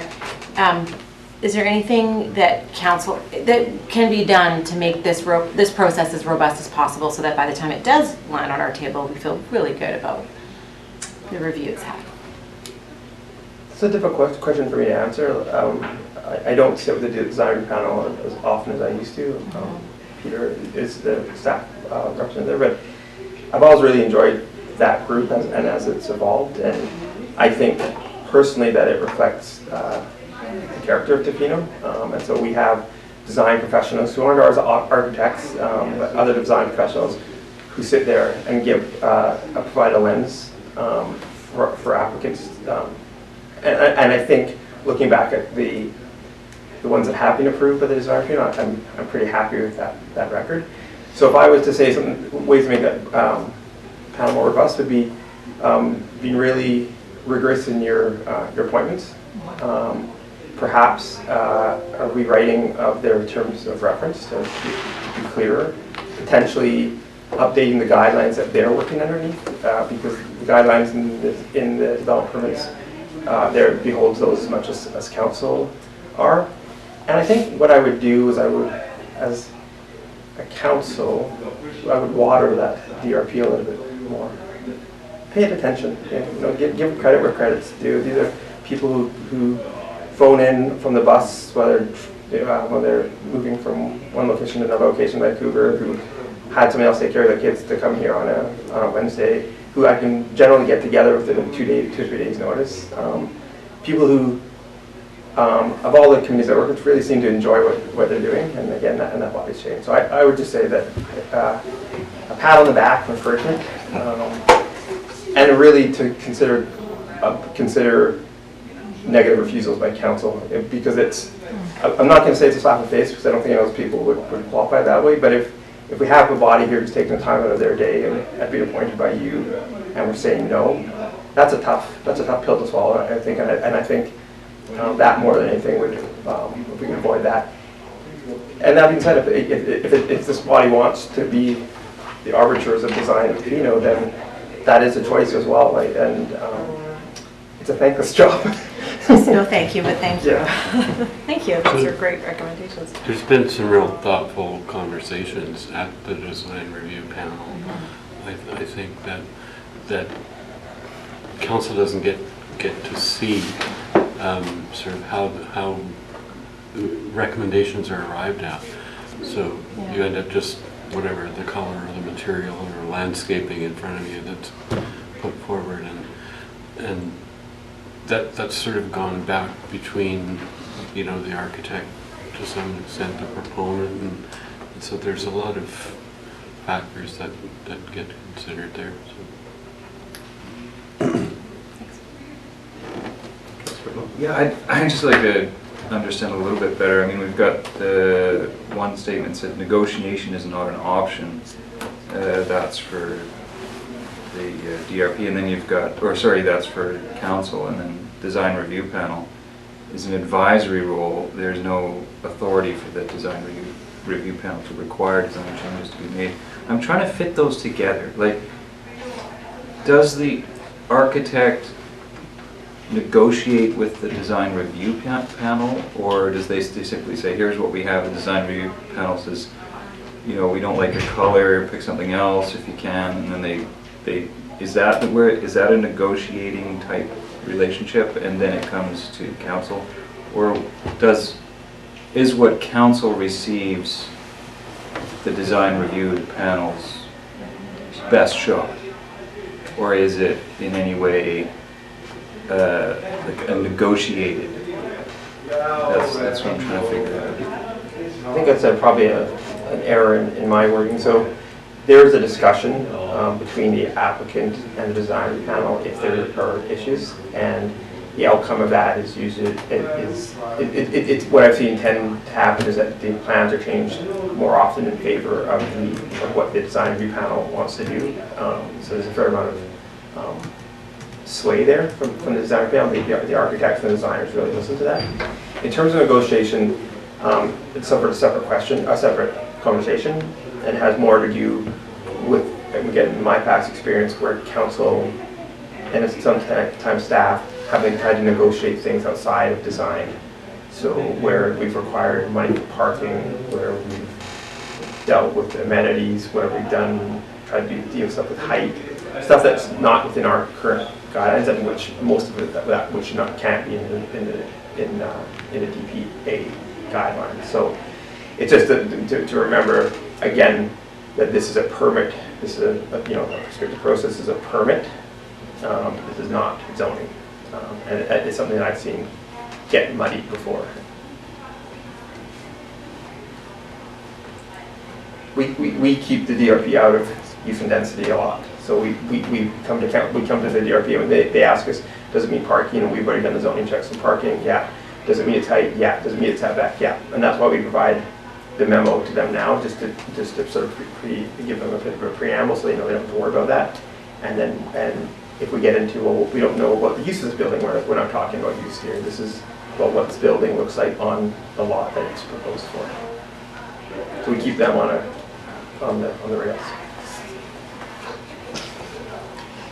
And I'm just curious as to, this is the first one we'll be seeing, what's it, in your career, how many have you seen? I'm just curiosity, how many of these come up? Probably for the downtown ones, you're probably looking at 2 to 4 a year. Oh. So it's this is for the McQuinner, we would have Duck and Cove. Sometimes council will see these as part of sometimes later in the zoning process. We'll bring in the DRP recommendations to sort of line up the design with the use and the density. But anytime anything happens on downtown core, unless it has exemption, you'll be seeing it at council. Doesn't apply to residential in downtown. Unless it was a multi-residential. Yeah, I don't think we have none of our DPAs are considered under the in terms of multi-family residential. Not that we couldn't, we just don't right now. I noticed this is something close to my heart, but they're in the the DPA, there's a reference to the dark sky policy. Would there be a way to take that and apply it to, say, you know, residential that borders on, say, beaches and other public spaces that's, you know, detrimentally affected by light? It's a bit of an offshoot, but I know, like... No, it's actually exactly where it came from. I remember when the dark sky policy came in, and a lot of it was to do with the development we were looking at on Hellison Road at Tofino Beach Lodge, and the idea that the community was concerned about how much all those windows at night would brighten up Mackenzie Beach, and so that was a big impetus behind that policy coming into play. It's still within the tourism focus area as well, about that, and it's something we talk to developers a lot about. The guidelines overall are probably in need of a refresh. The tourism focus one developer area predates myself. I started saying that and it starts to be a long time. It's at least 12 years old, and it mentions it briefly, and you can, guidelines get very, very prescriptive. We've in a lot of ways haven't for good reasons, for you know, to sort of, you know, to allow some creativity out there, so we don't live in a German Swiss village in mountains or Malibu. You know, we have our own sort of aesthetic, but things like lighting, pretty important, and you can get very prescriptive on that. It's not in a work plan now, but it's a really great idea, and I think would be widely supported.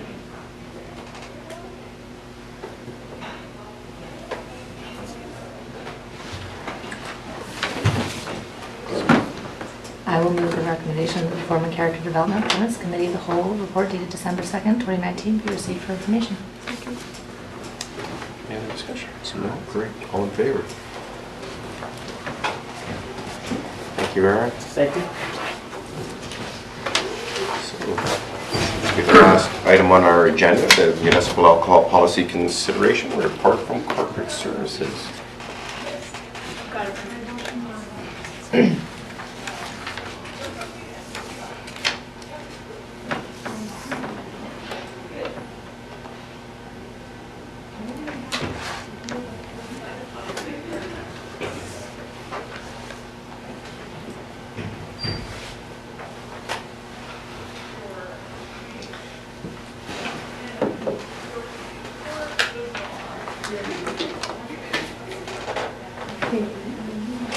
This report is presented for Council's consideration, and what I'm going to do in this presentation is really just sort of give a very broad overview of what the report says and try and facilitate a bit of discussion amongst the committee.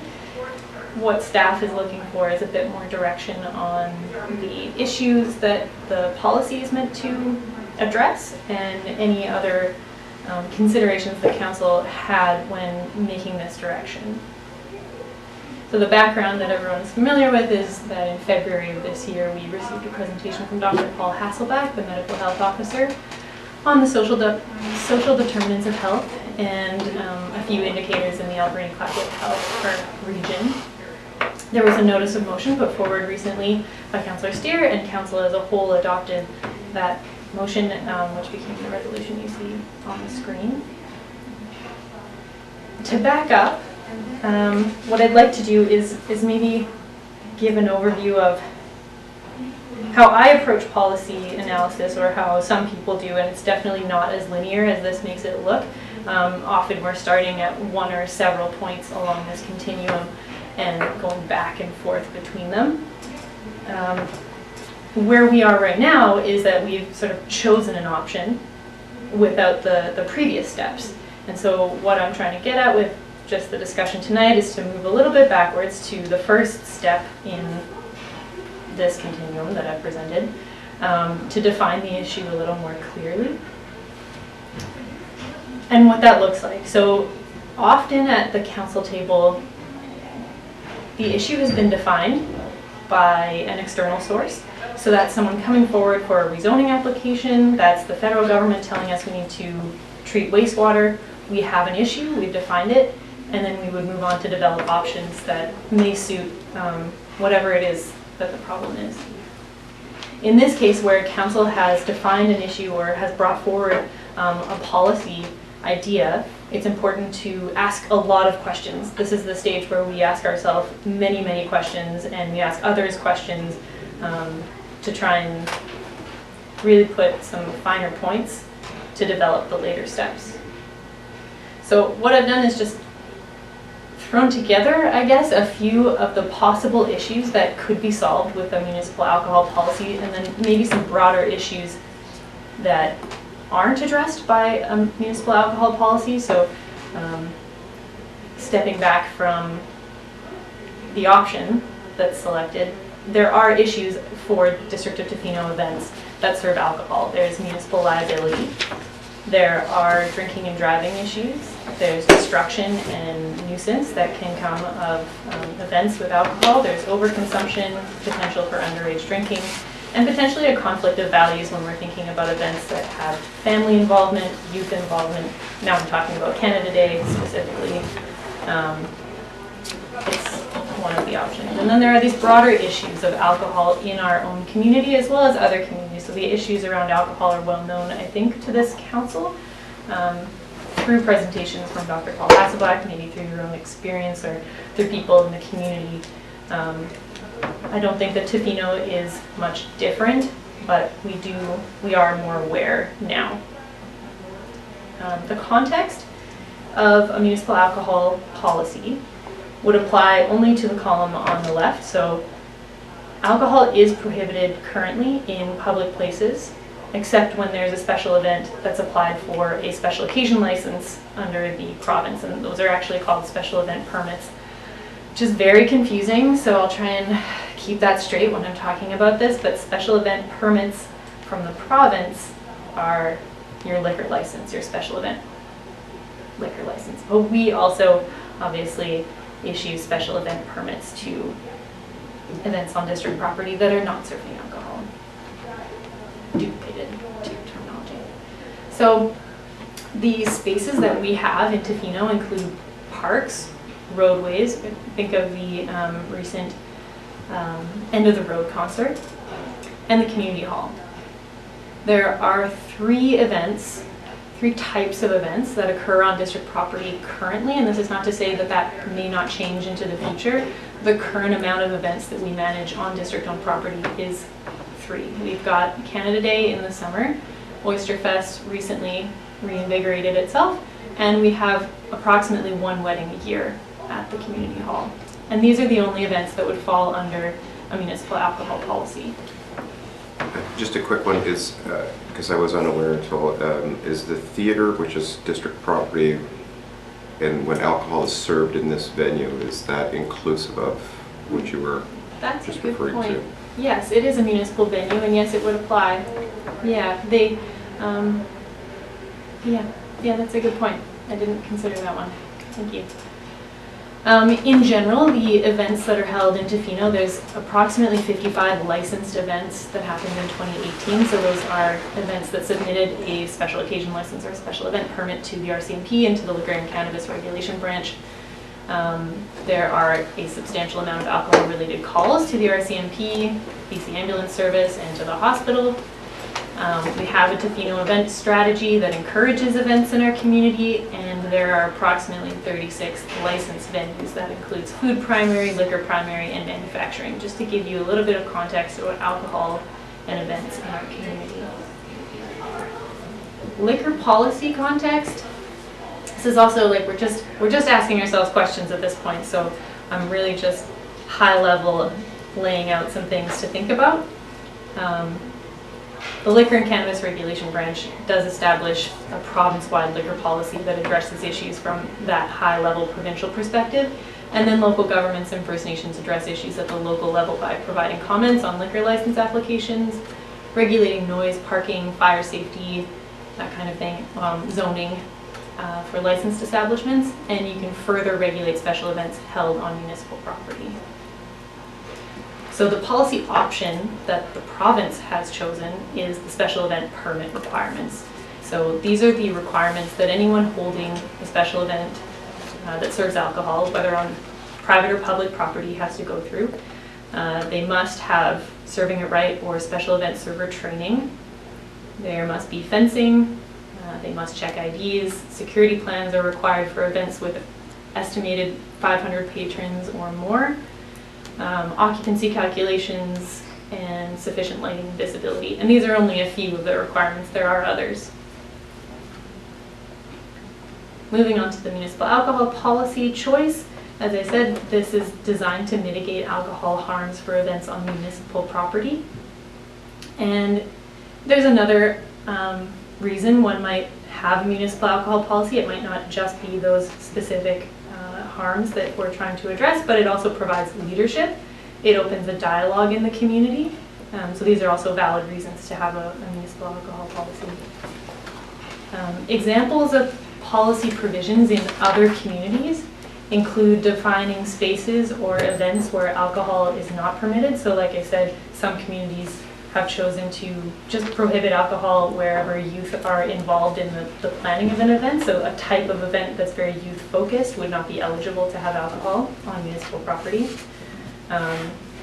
Requiring safe ride home programs, or at least a transportation plan, requiring harm reduction plans, and that can take multiple forms. It could be in the form of signage at your event, in the bathrooms or at highly visible places where the bar is set up to encourage moderate drinking, or show the signs of intoxication, that kind of thing.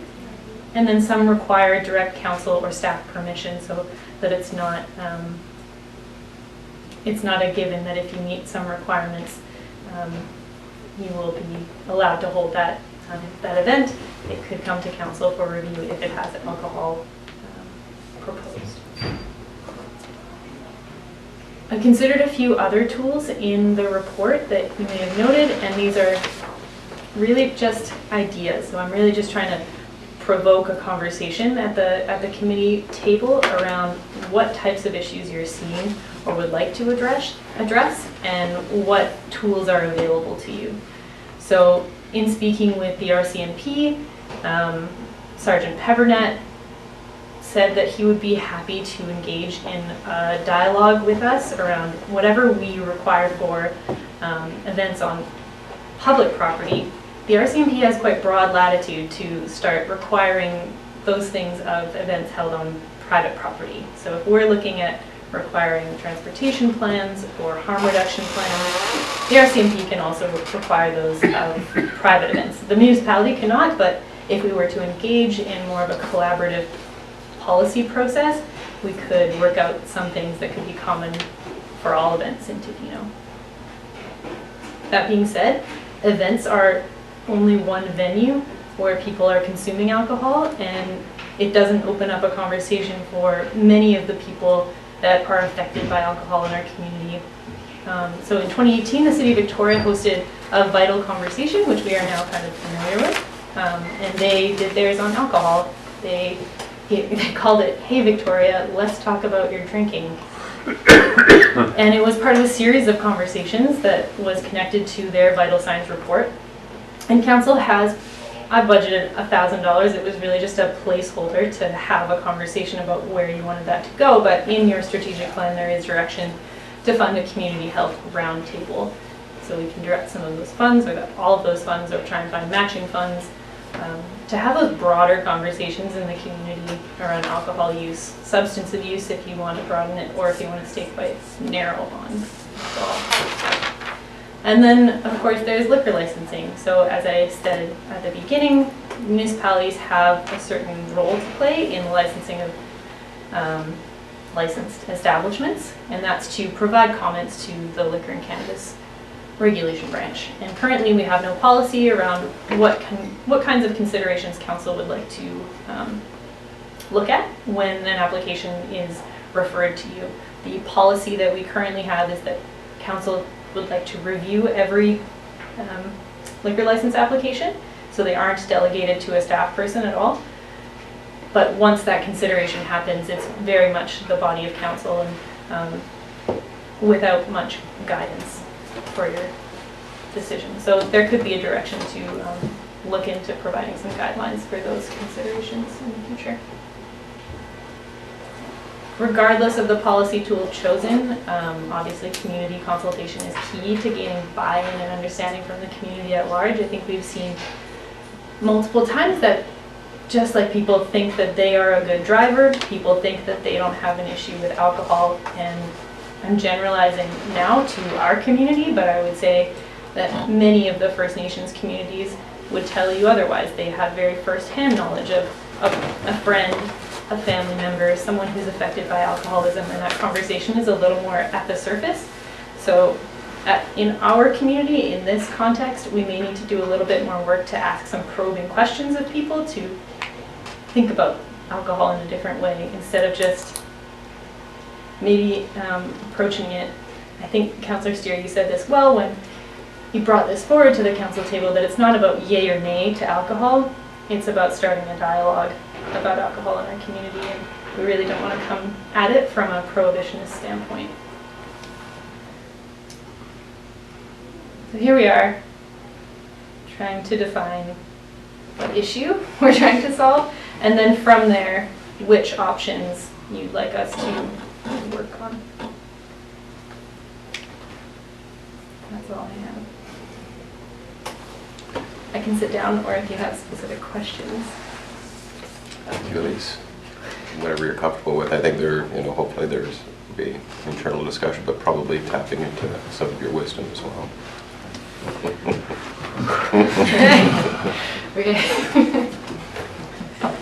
How bad could it be? Yeah.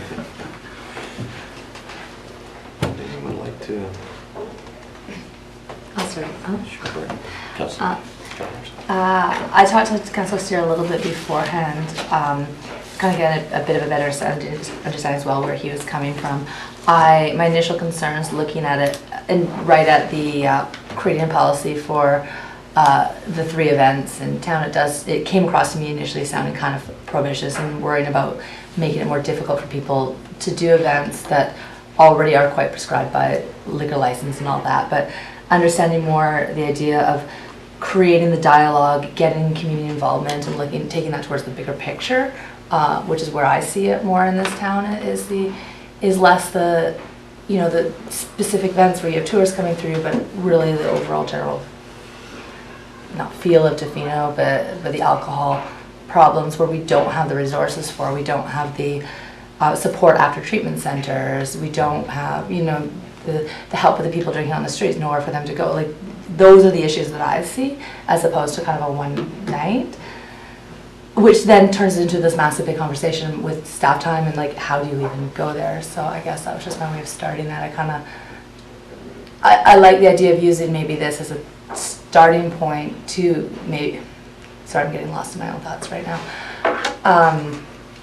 Starting small, getting the dialogue, looking at creating a policy that makes it easier for people to put on events because it's paint by numbers, but covers sort of those basic health concerns. I guess is my starting thought to the conversation.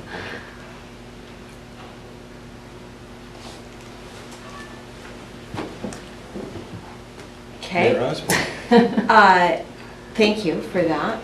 And I agree in that I think the way that I've been thinking about this is, and I had a great chat with Paul Hasselbeck the other day on the phone, and he gave me some very good advice, which is, Josie, why don't you get your own house in order first? And I think the idea of approaching a municipal alcohol policy with 2 specific focuses, one, looking at the public health and safety issues of events that are held on municipal property, and 2, showing that leadership and initiating the dialogue would be the 2 things I would want to achieve with it. I think that by going through that process, and I have a lot of awareness building and education to go through and understanding, increasing my own understanding and bringing the community and our staff along with us as we go through that dialogue. It's a pretty focused, scoped exercise, I think, that isn't overly onerous and doesn't, and again, not coming at it from a prohibitionist perspective or trying to stop the events from happening, but just going a little bit further than what the special event permit from the province requires right now around a harm reduction plan and a safety plan. And in fact, even after Oyster Festival, we had that conversation as the organizing team of like, wow, how would we do this differently next time? And this very subject came up. And it was really nice to see everybody really responsive to having that conversation. I have to say that when I read the City of Victoria, not the City of Victoria, but the Victoria final conversation, I thought I was really impressed.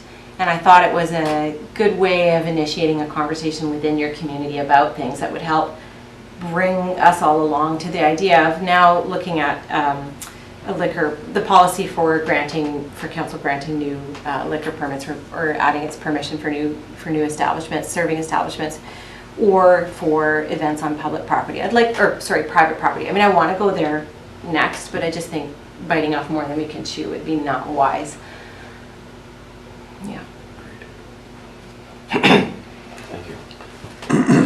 I'd actually like to hear Tom's, the impetus for all of this. I'd like to hear your perspective. Well, and I just want to start by, conversations with various councillors and with the community, and it's not about stopping events, and if anything, I think this would be helpful in that event strategy. And it stemmed from,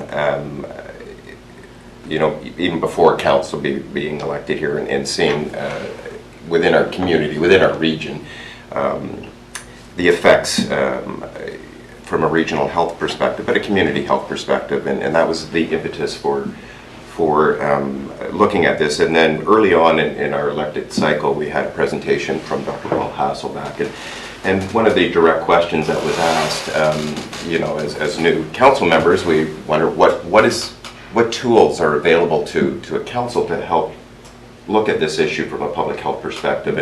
And one of the recommendations that we would ask directly a municipality, which we have limited powers in these areas. We can't build treatment centers. We can't, address those very fundamental issues that I think are being neglected. But a municipal alcohol policy was one of those. And it's not, my intent was never that it would be the solution to these, but it would be a dialogue and a foundational document. And as I think Dr. Hasselback and Josie's conversation, getting our house in order. And I think that's a really good way of describing it, so that we can start that community dialogue. That I think is obviously a much broader issue, would require a lot more resources to address that. So that's where it has stemmed from initially, and this, following this process is one that I thought could amply do that. But I didn't think necessarily that a municipal alcohol policy would address that greater context, but it would start that dialogue process. I think what's been Yeah. I think what's been helpful for me when considering a municipal alcohol policy is looking at it much in the same way that we did social procurement, but moving with intention and thoughtfulness about how we go about things is just as important as the outcome, and that in moving and making sure that we're hiring women and First Nations and in our construction policy or procurement, etc., that when we move in that direction, we lift all segments of our community along with us as we go towards economic success, etc., and we move our community with us. And I think that when we look at, it's been helpful for me to look at a municipal alcohol policy much in the same way that this isn't stopping progress, this isn't stopping construction, but that as we move forward with our events and our policies, that making sure that all segments of our community are supported and lifted and moved with us in a similar fashion. It's not about prohibition, it's about making sure that everybody has equal opportunities, feels safe, feels wanted, and that these events, especially on district policy or on district property, are ones that take our entire community with them in a meaningful wellness approach. That's been like a more like a helpful way for me to look at it. Not that we're looking at leaving anyone behind or stopping anything, but that we have to make sure that when we're doing things like this, we're doing so in a way that benefits the entire community as is intended. I don't think these events ever intend to leave anyone out or hurt anybody, which I think we can get mired in when we look at things like harm reduction and et cetera, et cetera. The intent is never to harm, but if we can support people in a meaningful way with policies, et cetera, I don't see any downside.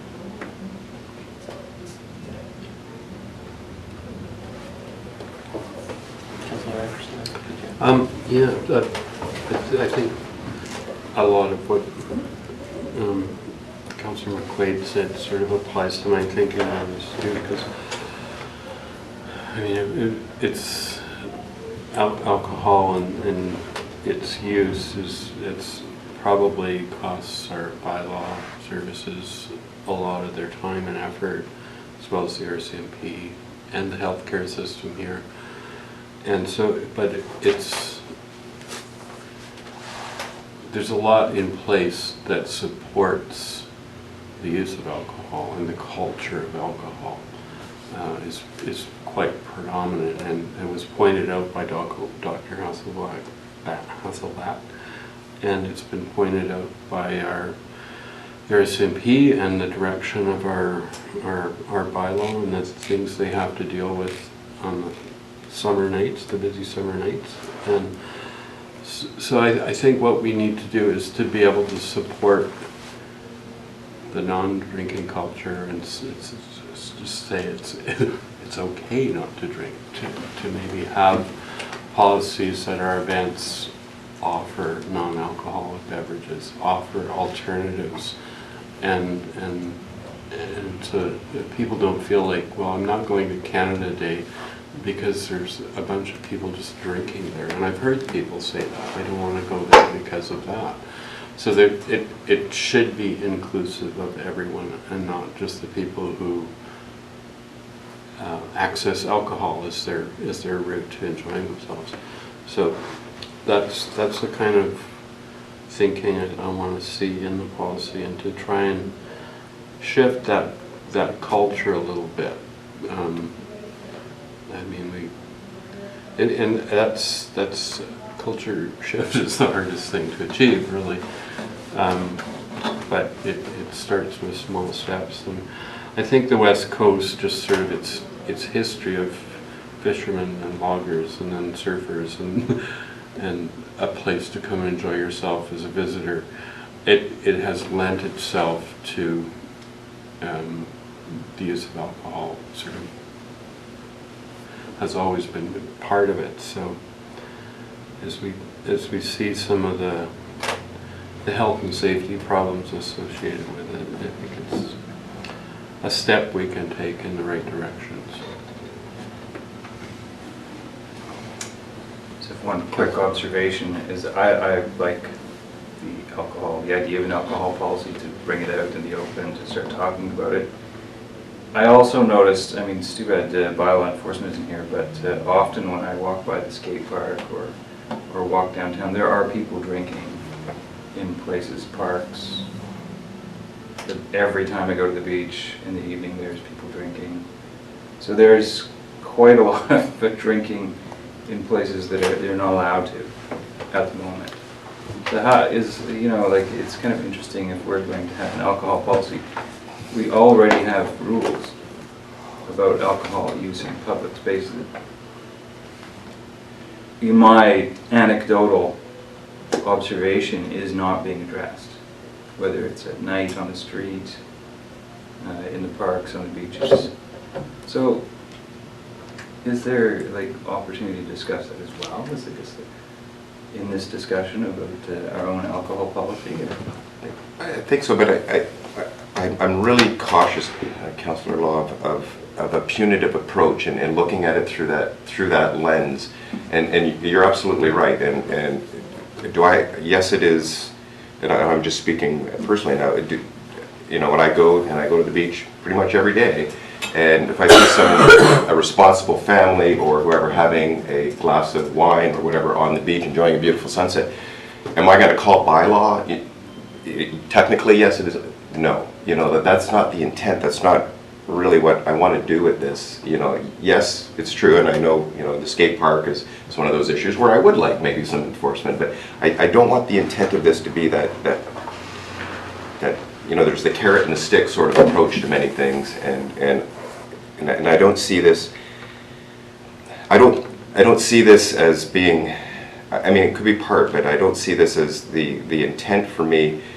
Is to bring that education, bring that awareness, bring that, as Councillor Anderson was talking about, you know, there has been, it's not just a culture of the West Coast, it's a culture of the world, to be honest. and you know, North America has a certain way of addressing that culture. And I don't know if that's the direction I would want to put a lot of the focus on at all. I'd find ways of, you know, of creating the culture that wouldn't support that without going in and you know, hammering it by, you know, if we have a supportive culture around us, it's a, you know, drinking at a skate park is not part of our culture, and you know, we have efforts or policies that would support that. That would be a more comfortable approach for me. But that's a personal, you know, it's open to discussion, of course. Does that help in sort of? I mean, I know where you're going. I know, and I understand the you know, the consequences of, you know, we had events this summer down at Tonquin, which were probably unprecedented and that I can remember. And would a punitive action from the community, our CMP, have prevented that? I don't know. Or, you know, if we establish that sort of, Tofino is a non-drinking place, you do not come here to party, and we put that out there, would that be an effective way of going about it? I don't know. It's, I don't have the answers to that. Wasn't really where I was going. Okay. Thanks. Meryl. I think what's really valuable about this dialogue is it's demonstrating exactly what will happen as it starts to take place out in a more moderated way in the community, which is that a municipal alcohol policy that is specifically focused on public property and the events that take place on it is one box that we're going to work in. But then it initiates a conversation about what about the existing bylaws and how they're enforced. We'll learn a lot by talking to the RCMP and to our own enforcement staff and to the community about what they expect, and we might be informed as to some changes that we need to make, or changes to our application or of enforcement and all of that. But that's where I'm talking about being really clear about not biting off more than we can chew. So if we say we want to address enforcement and public property and private events and liquor licensing and everything, it's just too much. Which is why I would suggest we just sort of stick to Dr. Hasselbach's advice and get this one part of our house in order first, and then move on to the next part. I would suggest that part of that next part really is that vital conversation idea. What I really enjoyed about reading that vital conversation report, and if you didn't get a chance to look at it, I really highly recommend you read it, because the way it was framed and the way the questions were asked and the way that it had the participants ask questions of themselves and their own relationship with alcohol, and coming to realize that there are many different parts of our community that have a different relationship or culture with this substance, and that there are many ways of, there are many types of knowledge that we just don't all have. And I particularly enjoyed reading this tiny little synopsis from one fellow who talked about the culture of alcohol from like time immemorial. Humanity has always had a relationship with this substance. And again, so it's not a prohibitionist thing, but it's recognizing that there's disease involved, and there's addiction involved, and that there are other considerations that we may not always be taking into account, especially those of us who have the ability to sit at a table like this and be really high-functioning adults and members of society without struggling with some of the things that people in our community, and I would argue beyond just you know, comments that are made about the prevalence in a First Nations community, it is everywhere, and we all know somebody. Whether we actually know it or not, we all know somebody. So it's, I think that's what I'm talking about in terms of the tone and the leadership that I would like to see this municipality take in developing a municipal alcohol policy. I think it's a super worthy conversation, even to have this like filmed right now. Somebody can watch it later and look at the community leaders and discuss a really important topic in our community. Thank you.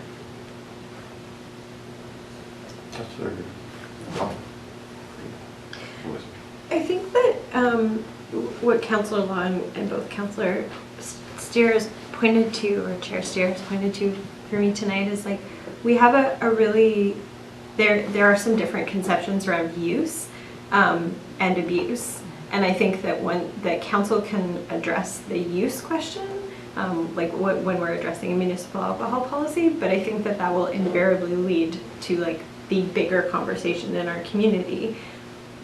Which leads my question to Elise, is that I believe CDAC may have asked or contracted the Chamber of Commerce to do some vital conversations or roundtables. The district has a The district? fee-for-service Yeah. agreement with the Chamber of Commerce, which is an interesting place to start some of these conversations. Although those business roundtables they're not defined in that fee-for-service agreement.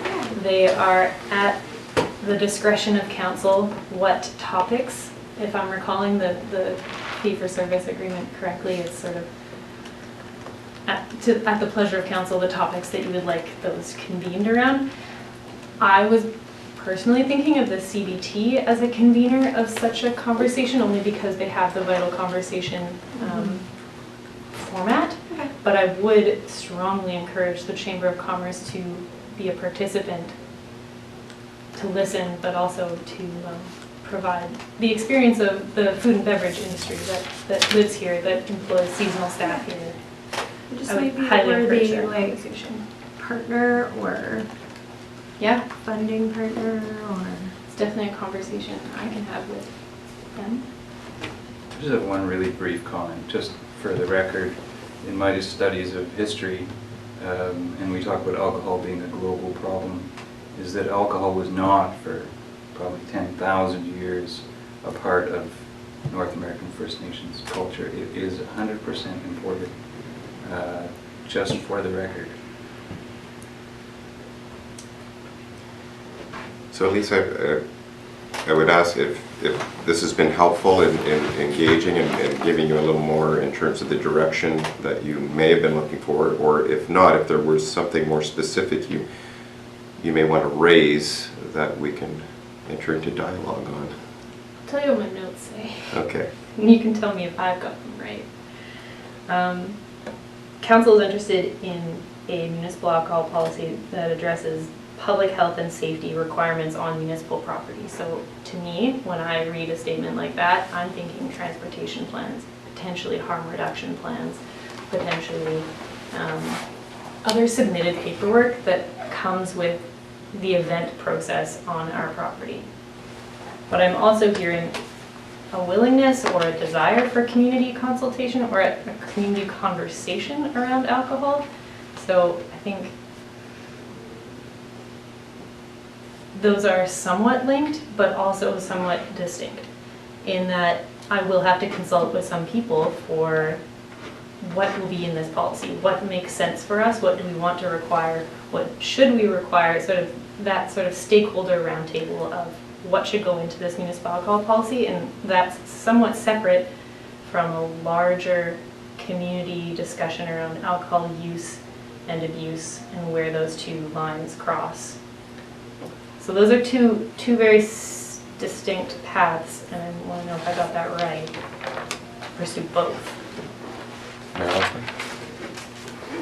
I liked how we did the retail cannabis policy development, in that we convened a private stakeholders group and we held some public consultation and asked of people's opinions. And I think that the general public, while a general public consultation event of some style could help inform a municipal alcohol policy, it's probably not really that necessary. But the stakeholder table would be an important part of the municipal alcohol policy. So my preference would be sort of to steer that route first, and that even just going through the process, I would wait another few months until that's underway before really coming back to this table and saying, how do we want to engage the public? Do we want to move towards a vital conversation? Where are we going with that? So let's let this sit a little bit, let the news get out that, yeah, we're considering this policy, and that those wheels begin turning, and kind of see how it sits before strictly defining right here tonight that this is what we want to do. Yeah, I would agree, and I would also add, like, within the provincial government did provide a bit of a framework through their, they have a guide framework to work within, and so engaging stakeholders, and they weren't very prescriptive as to how, leaving it up to someone at the discretion of the, and I think that would be an excellent way. We've had some preliminary discussions on who should be included in those. you know, as we were talking, who should be included in those, and I think that's being reiterated here loud and clear before moving to a much broader discussion within the community, and I think a very specific, very tight stakeholder group would be the route to go, and there are some other guideline principles in there that I think were valuable that may help in this, and then separating that larger, broader one maybe down the line.